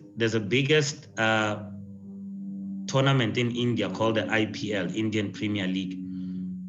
If I play 2 games out of the 4 round robin games that we were playing for the World Cup, and I get 1 man of the match, who's to say that if I was given that proper opportunity, I was not gonna do better than I did those 2 games? And that's what a lot of people don't realize, that takes away the opportunity to be seen by all of these other countries. Your India Premier, your like I said, that league, Indian Premier League, that is a life changer. You do well in India, you bowl well, people will pick you up. There's a lot of guys that benefited, and there's a lot of guys that league changed their lives. You know, I mean, we all know the big name of South African cricket, Chris Morris, life changer, you know, those kind of things. So those are the kind of opportunities that financially, and not even playing on the field, that some of us are not getting. It's not just not playing, you know, those are the chances that you play at certain conditions, you play and do well, you get recognition, you get an opportunity to make that extra money, because end of the day, we do love the game. Everyone can say that I play for the love of the game. Yes, we play for the love of the game, but we invest so much into this game that you also want to see some sort of remuneration, or you want to get something out of the game. I mean, to be honest, I'm a little bit lucky with the little that I got, you know, to be able to help some of my family members, you know, my direct family members, or to be in a position that I am in with the little bit that we have. But there's so many guys that haven't gotten this opportunity, that at least, like I say, I got, that are still struggling. So that's why I say financially, that's where I think I missed out, and I think that we can improve on, or CSA maybe could have looked at, or a lot of guys have missed out on, you know. Can I ask you this question? When you were explaining the 25,000 rand, which was shared initially by 4 players, you spoke to AB de Villiers and Amla, right? And then they came back to you after they've listened to you and accepted your reasoning. They came back to you and said, SACA is agreeing. If I may ask, why SACA? SACA is the South African Players Association, right? So they are the ones that deal with sort of things like your match fees, your bonuses, your TV rights, all of those kind of things. So such things, I think it gets approved by SACA. So there's, I think we sign a memorandum of every 4 years we sign something with SACA, and then there's all these clauses and there's all these things that are put under to say, look, this is gonna be a match fee, this is this. So they handle that part of the finances and these sort of regulations and stuff like that. So just explain to us, for our understanding, you enter into a contract, sort of a contract of employment with CSA, and CSA commits to pay you X amount, for which is your standard rate. I would imagine it's your salary, of course, depending on your seniority. Then the other amount other than the one that you are signing for, it's paid by SACA. Yeah, the other amount. So I'm contracted by CSA, if I understand the structure properly. Yeah. I'm contracted by CSA, so that's my monthly salary. That's when I played for the Proteas. That's your monthly salary and all of that stuff. Yes. And then there is, I think there is your match fees. That money obviously comes from, I think your where that money comes from. To be honest, I don't wanna confuse myself as well. But I know that there is an amount of money that's allocated for match fees. There's an amount of money that you get for your TV rights, your bonuses, and all of that. And that's why I say that is handled by SACA. You know, CSA basically, me, like I said, being contracted was my monthly salary. So how they link with SACA when it comes to your match fees and all of that, I wouldn't be completely, like I said, I don't want to lie. I don't know if CSA gave SACA the money for match fees or vice versa, but there is a pool that was for match fees. And as we know, those match fees and all of those who gets what, and that all of that is handled by SACA.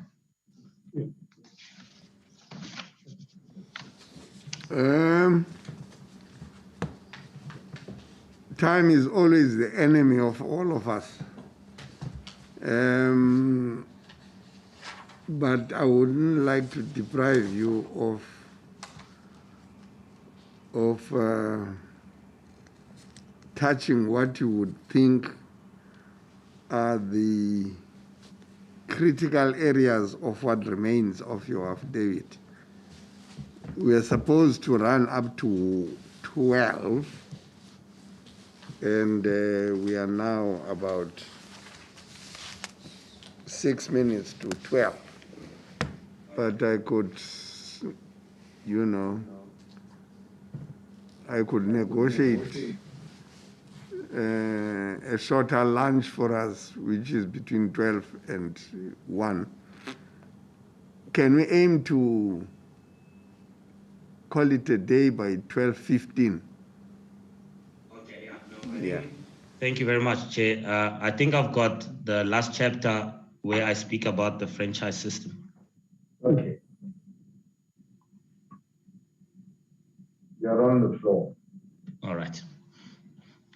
Yeah, let me just touch on the franchise system. You know, I believe that the franchise players, the Black African players, they suffer the same fate as I had suffered in the Proteas.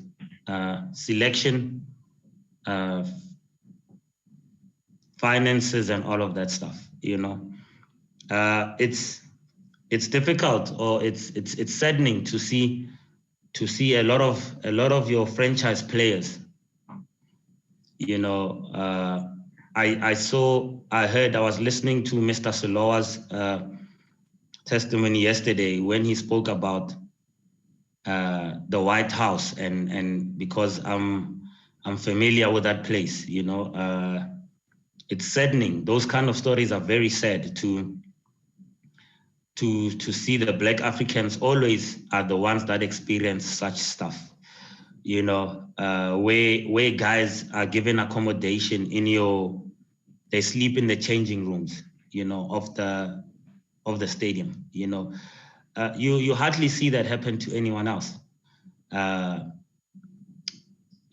I said, Yompo Slowa talking about the White House. I've been to that place. That place, it's no living condition for anyone, you know.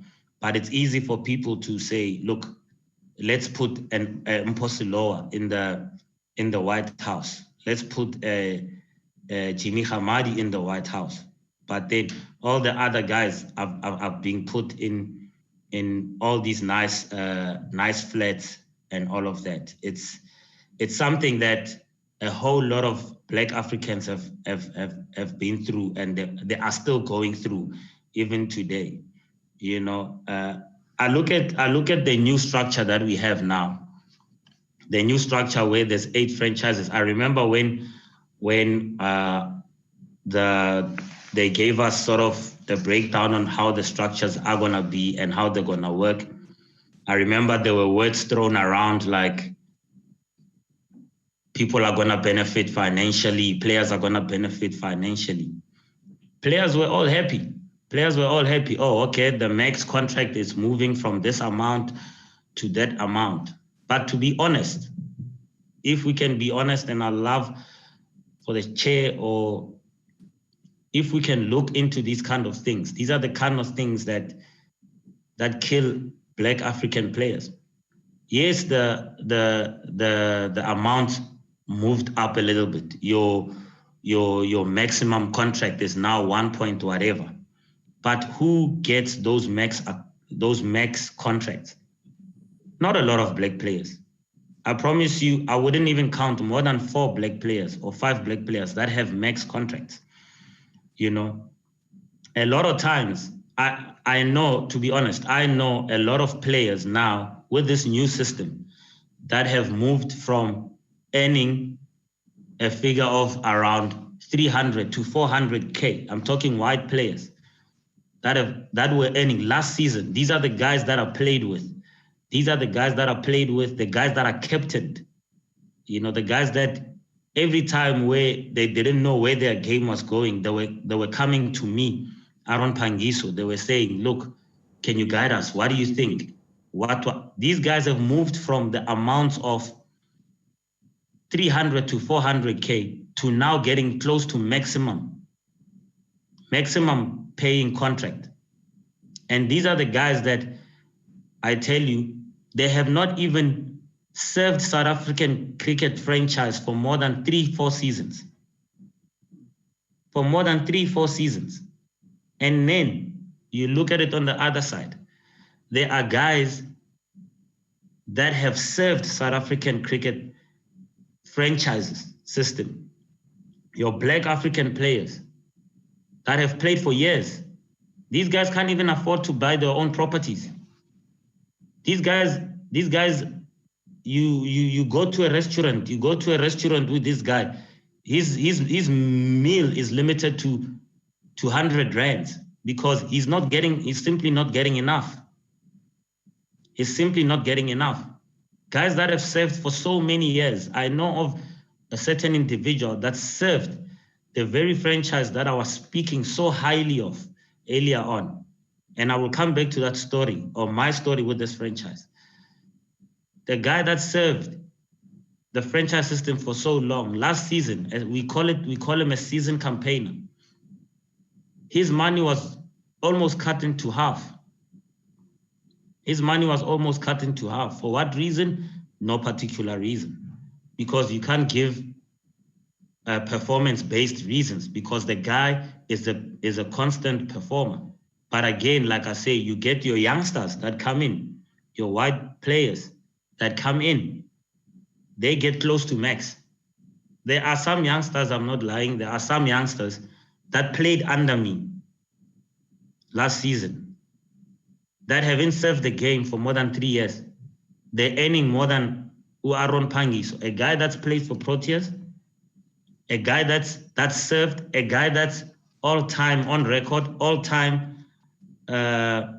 Lions leading wicket taker, a guy that's played the most games for the Lions, but they're earning more than me. That goes back to my story, to the franchise that gave me so much hope when I started my story. That's why I said that was the best thing that has ever happened to me. The franchise that gave me so much hope also took that hope away from me. As the last season, my money as well, my contract was being cut in half. Offered me a contract that if I were to accept that contract, my kids will probably be going to, I don't know what school they'll be going to. I don't know if I would be able to sustain my life as it has been for the last couple of years. But people don't look at that. It's fine. It's Aaron Phangiso. We know that we got him cornered. He's not gonna do much. 1, 2, 3, 4. But then other guys, their contracts can jump so much. The very same franchise that I say that gave me hope did that to me, and you can imagine how many Black African players are treated like that. Black players are treated in such a way that, like I say that, you know, it's funny because they say that players, when they finish playing, some of them, they don't have money, they didn't do well financially, they didn't back themselves up. You cannot back yourself up if you are not getting money. You cannot invest every month as a Black person if you are not getting money. Dr. Eugenia was right. I was listening to every word she said. How do the same players play in the same team?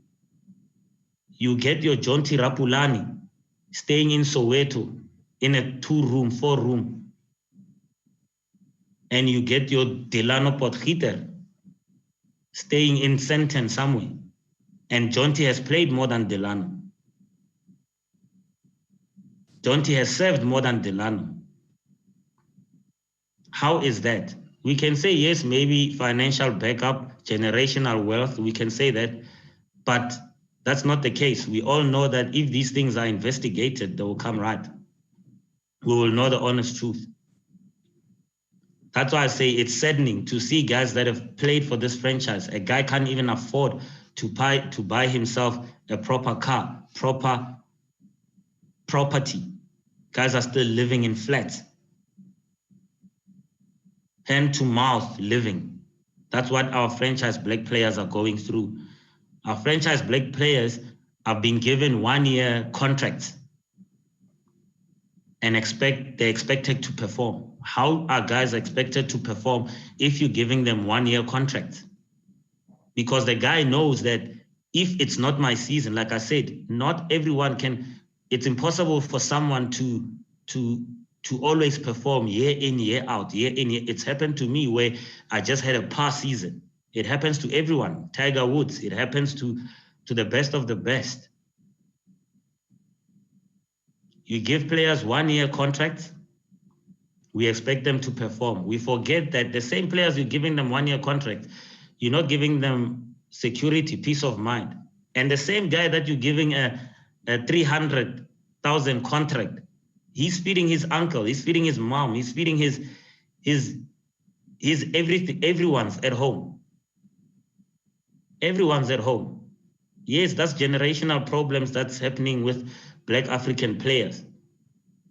But when it comes to franchise system, this is the reality of it. Our Black players are going through that year in, year out.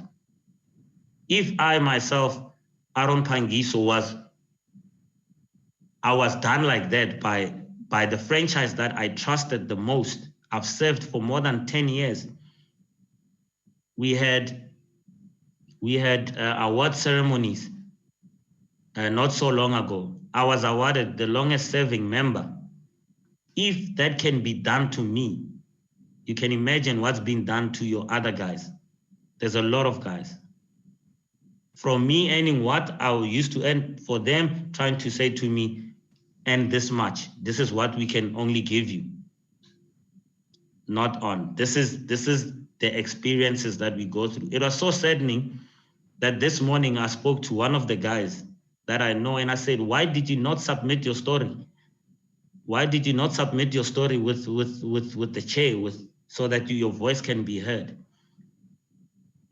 And the answer, it broke me down. And he said, I'm so scared because I'm supporting so much at home. I don't want to be victimized. By me talking, I know that my franchise is gonna victimize me. And I've got 1-year contract. Next year, there's a possibility that they might not renew my contract.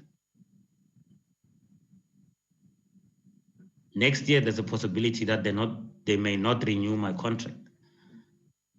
The guys that you guys are going to be speaking to now, I promise you, they're probably the brave.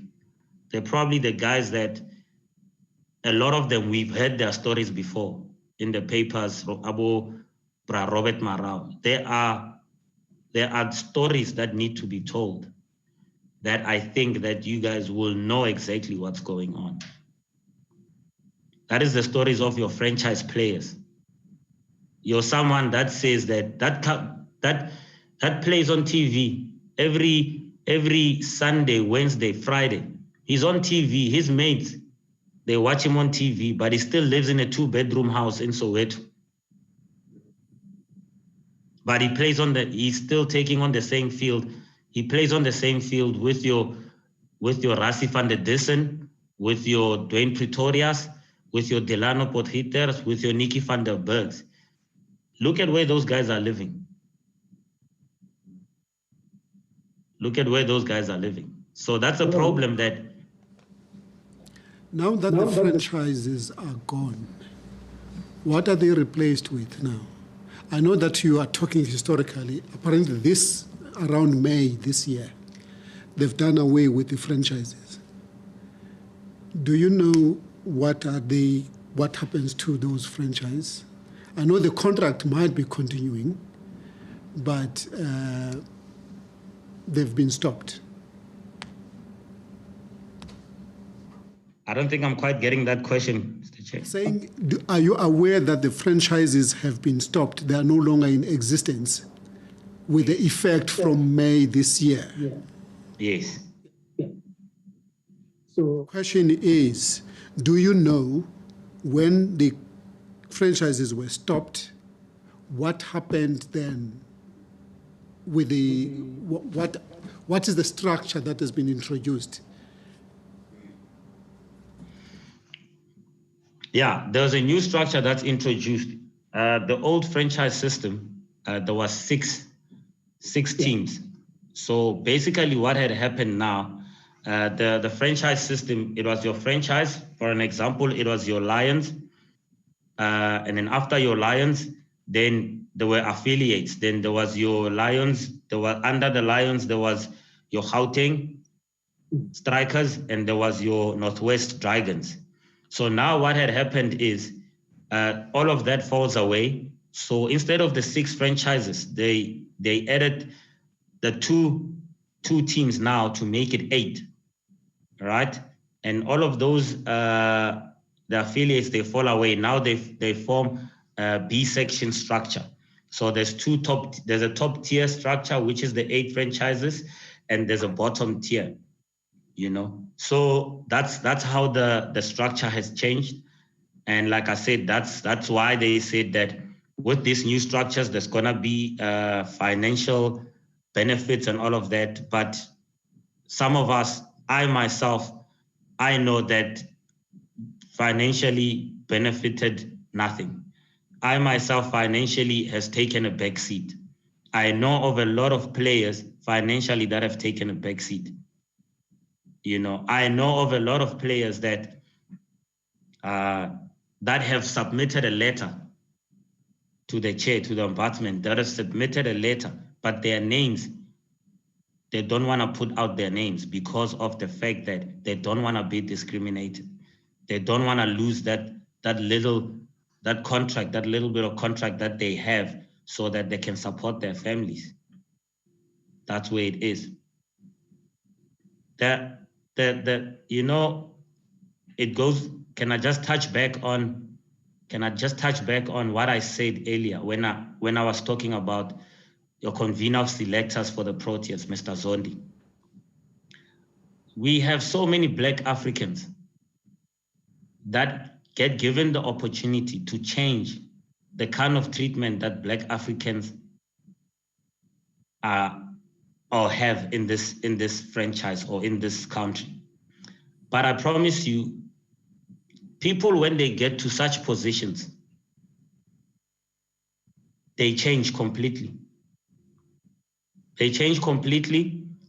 People, before they get into these positions, let's talk about your, like I say, selection position, your coaching positions, all of these positions that have influence, that you can influence, and you can shake a tree and say, I'm here to make a change. I'm here to make a difference.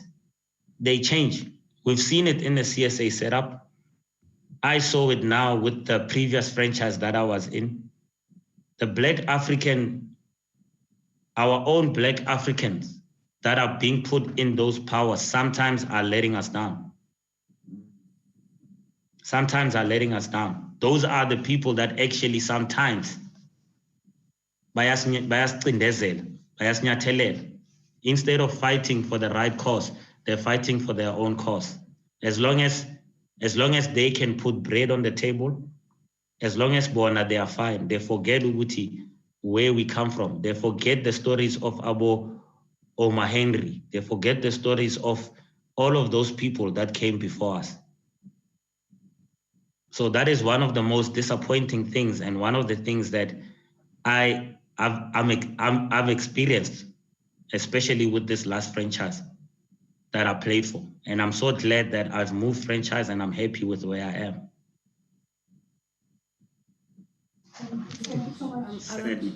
Aaron, I just have two last questions before we adjourn. I just want to go back to my earlier question, because I failed to ask a follow-up question, which I wanted to ask.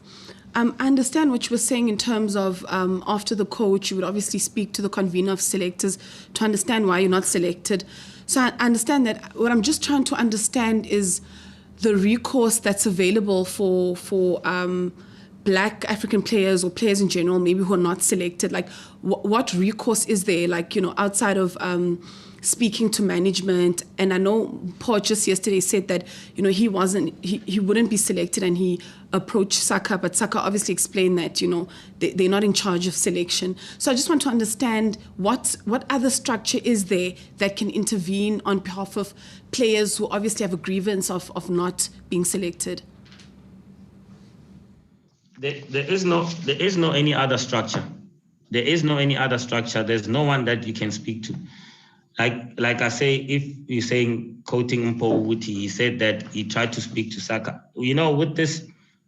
With also this money thing and financial things, I also tried and spoke to SACA about a couple of my concerns about this whole new structure and how it benefits certain people that actually, I think someone earlier last week spoke about that people abandon the country to go take co-packs, and they come back into the country and they get maximum contracts. They get paid more than any other players, but they've disappeared from our country for 4 years. And they come back, they are the most paid. I spoke to SACA about it, and I said, how can we help our African players about this? And the answer I got was, look, SACA is not an agent of individuals. It's an agent of all the players, which 100% I understand. But I'm like, don't you guys get books? Don't you guys get to see where the bigger slice of the cake goes to? If you are SACA, you are players representative, you're representing 100 people. I'm just giving you numbers, 100 people. And you can see that 80% of the time, 80% of the people or the slice, it's going to the white people, and 20%. How do you guys then intervene? Why can't you guys say, no, there is something wrong? You look at all of these payment structures in all the franchise, you're like, there is something wrong. There is something wrong. That's why I say even Dr. Eugenia showed some slides where you can see the biggest slice is always one way, and then the colored players, and then the Indian players, and then the black players. It's always like that. But as SACA, when you ask such questions, then if you get told that, look, we cannot represent you individually in your contract meeting. But my question then is, why don't you tackle the franchises and say there is something wrong here? This doesn't add up. This doesn't add up. There is no way that this guy or this group gets this much, all the time, and this group gets this much, and you're happy with the difference of someone getting 1 point whatever million a season or whatever, and then someone getting 200,000, that's a big difference. And then it's the people that are getting boma 200,000, boma less than you, and boma 500,000. Mostly, if we can do our research, I might be wrong, and then I'll take the blame, it's fine. But if we do and we look into it, it's mostly Black Africans. It's mostly Black Africans. Okay, that is me in a way. And then what does it do? Says Pumis, that leads to you when you don't talk to anyone, when you can't talk to anyone, I'll tell you what that leads to. It leads to frustrations of Black people, of Black players. It leads to Black players behaving in a way that people to them, but they are out of order.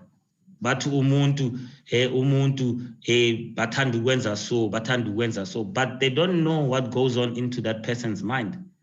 They don't know ukuthi umuntu, literally, with whatever he has or he's left with in his account, he drives from Soweto to go to the Wanderers every day, and his money just finishes on petrol.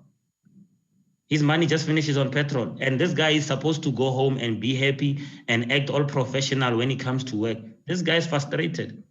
This guy is going to go to a place where he thinks he's going to find a little bit of peace of mind. Where is that place? That place, for a lot of people, that place, and that's where people don't understand it. I've went through it, I've lived it. A lot of people don't understand it can lead you to actually getting into a place where you just get into doing the wrong things. We all know it's psychological. People would say, ubani bani indulges in this, ubani bani, but they do not know what happens in your mind. They do not know when your mom says, you're playing for the Lions, you're playing for this, can I please have 1,000 rands to buy a bit of groceries, Angeline? And you cannot give your own mom 1,000 rands because you are one of the least paid players, or after you have sorted out your own things, you don't have anything to give. But other people, Bona, they're always happy. So there is no one, there is no go-to person. There is no go-to person to say, Wuti, Black players can go to that person and say this and that and that. A lot of Black players, when contracts are negotiated, they get called in the office. Aaron Phangiso or Malusi Sibot or Jonty or whoever, this is what we have for you. This is one of the last contracts. No, budget, there's no money. But all the other guys that came ahead of you, that's why I was so heartbroken to hear Uguti at the Lions. I was one of that's why with all my history at the Lions, my negotiations came after I don't know how many other players. I had to phone the CEO. I had to phone the CEO and say, where do I stand with you guys? Because I can see that I'm not getting a call for negotiations. No, Pangs, you're fine. You'll be taken care of. Everything is fine. Only to find out that I'm going to get the last lappy. I'm going to get the last things. That's what happens to Black Africans. We've got this for you. I'll give you an example of a very good friend of mine, a very dedicated player, Johannes Dihale. I feel so sorry for that guy. Johannes Dihale, he gave his life to Northwest Cricket. He gave his life to Northwest Cricket. Northwest got, it was one of the teams that were put in the top 8, of the franchises of the new system. What Johannes Dihale has played for in Northwest ever since. He's dedicated his life there. He got the last contract at Northwest. They got everyone else from outside, everyone else, they gave them contracts. Johannes Dihale nearly walked away with no contract. And guess what? He probably got the lowest contract because we're doing you a favor, JD. That's a life of a Black man here in the franchise system. Look, there's guys that get it better. Like I say, there's guys that get it better, but the majority, if you guys had to dig deep and talk talk to the people that play franchise cricket. Because like I say, with us, some of us, we just got it a little bit lucky because we did get to experience a little bit of Proteas. It put us in the financial position where we were a little bit better than the franchise players, but nowhere close to the other white Protea players that are staying in Camps Bay, that are staying wherever. Tina, we still stay here in Pretoria North. At least we can afford a little bit of that. Nowhere close to that. Big difference from them to me. Big difference from me to franchise. Big difference from me to your Jonty, to your JD. You understand? That is the problem that we need to look into. And I hope that some of these franchise players come through and they speak their mind without being victimized. Thank you so much, Aaron, for that. Just in closing then, I think I'll just ask you the same question I asked Umpo, at the end, that, now that you've, come forward and shared your story in this type of platform and have just given us, a bit of shared your experiences with us, what changes would you like to see in the game, going forward? If you could just summarize that.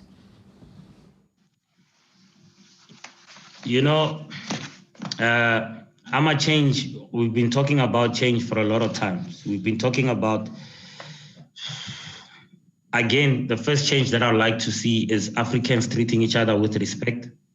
Africans knowing each other's value, not forgetting where we come from. Africans in good positions, knowing what the struggle, why Abu Tata, Mandela, Abu Mr. President Cyril Ramaphosa, what they fought for. They must understand that they are being put there in positions of power, not to be destructive. Our coaches, our administrators, not to be destructive, but to make change. That is the one thing that I would like to see happen with our structure. Our own Black Africans to respect each other, not to only think about themselves, to think about what the struggle has been and what the struggle is. The other change is, I would like to see just the whole cricketing community to understand and to respect each other, our own cultural differences, to respect each other, because once you have that, once you have the respect, and don't look at Phangiso as Phangiso Mtomnyama, or don't look at Craig Alexander, he's colored, don't look at Rasi because he's white. Once you have that respect for the person, that will go a long way into changing, because that will show you this person's worth. It's not color. His worth, it's what he is. It's not color. I would like to see that, because I'm so happy that I'm taking my kids to schools where they're a little bit privileged. And I'm so happy that my kid has got white friends. He doesn't see color. I would like to see I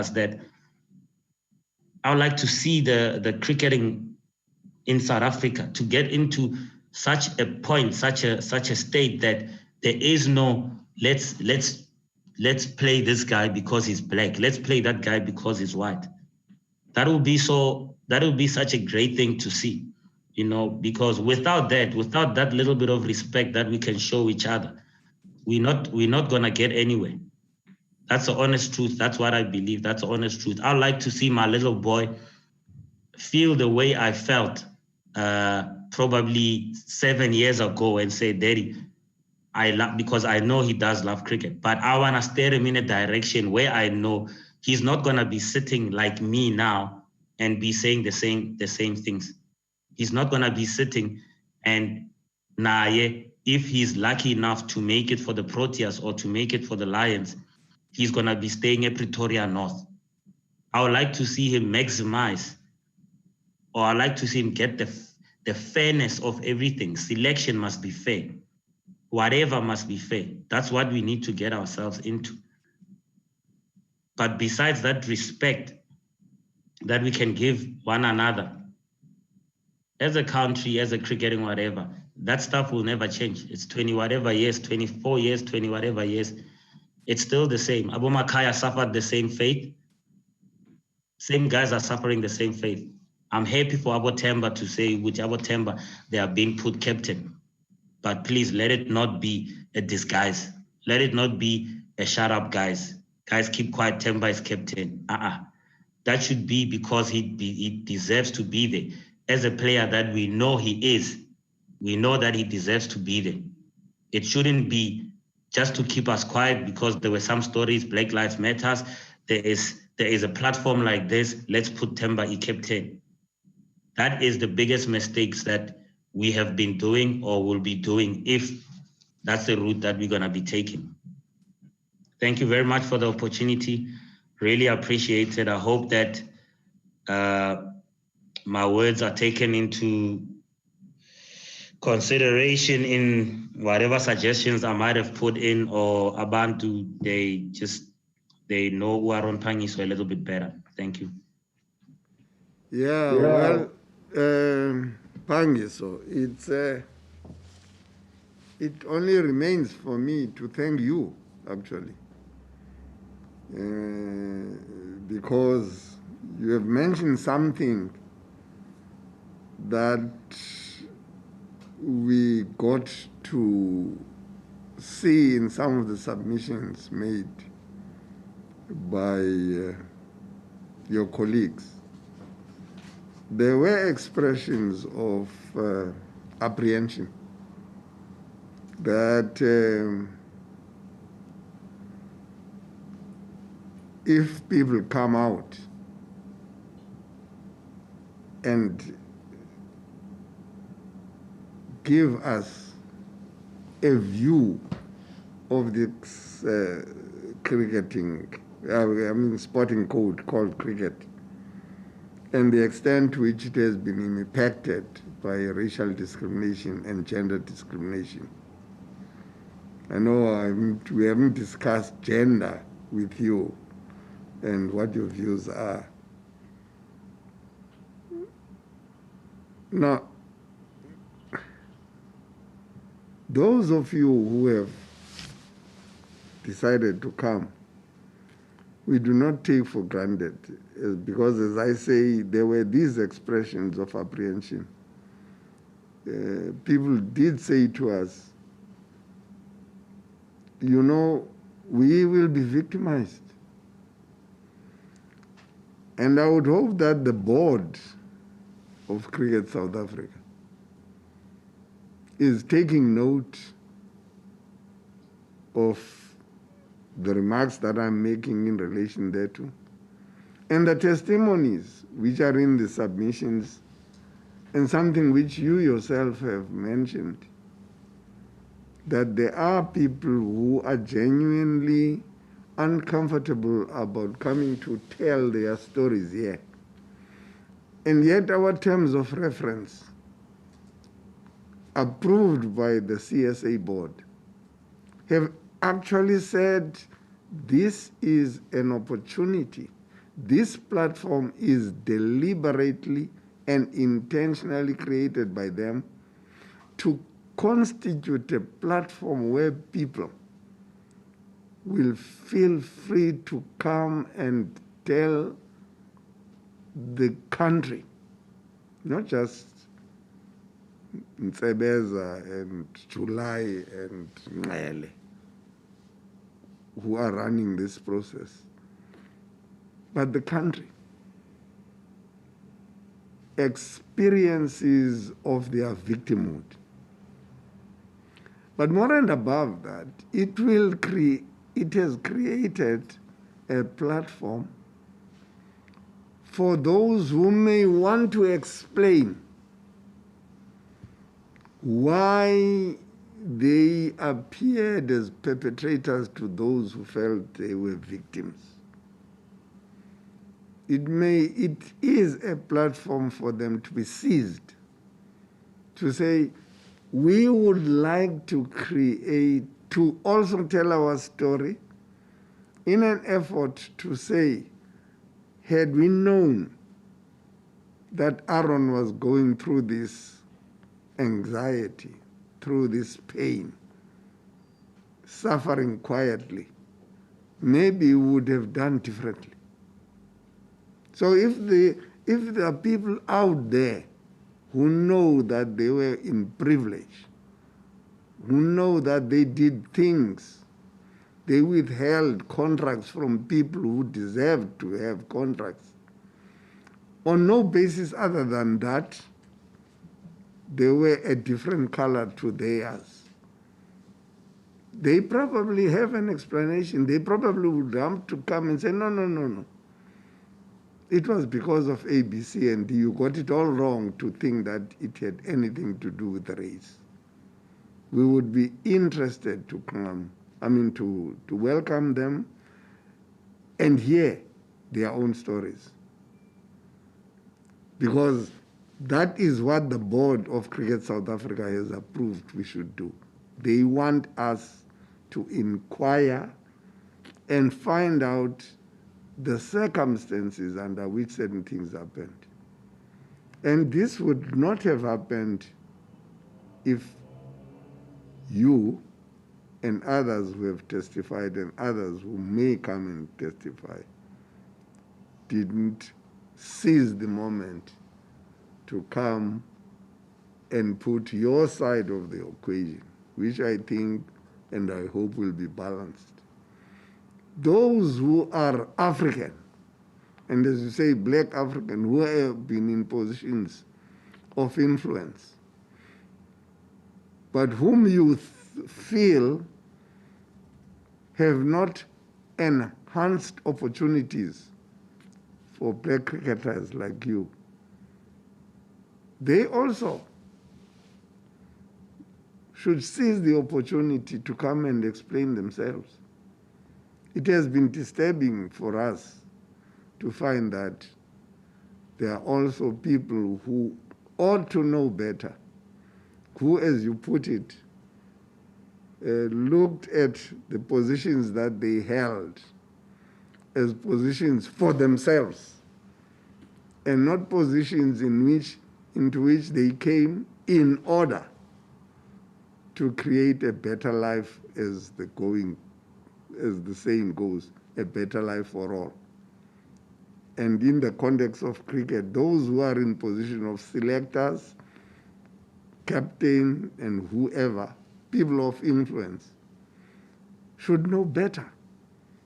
Because if they had not experienced themselves, at least they would have been in positions of imagining what it should be like for people in your positions when you moved from pillar to post, when your hopes were risen, when you got to the under 19 and you said, now I've arrived, only to discover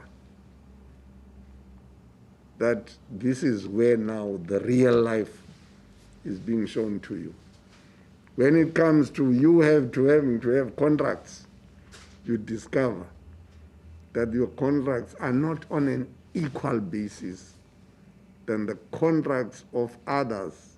And you can see that the determination or the denominator is your color, is your race.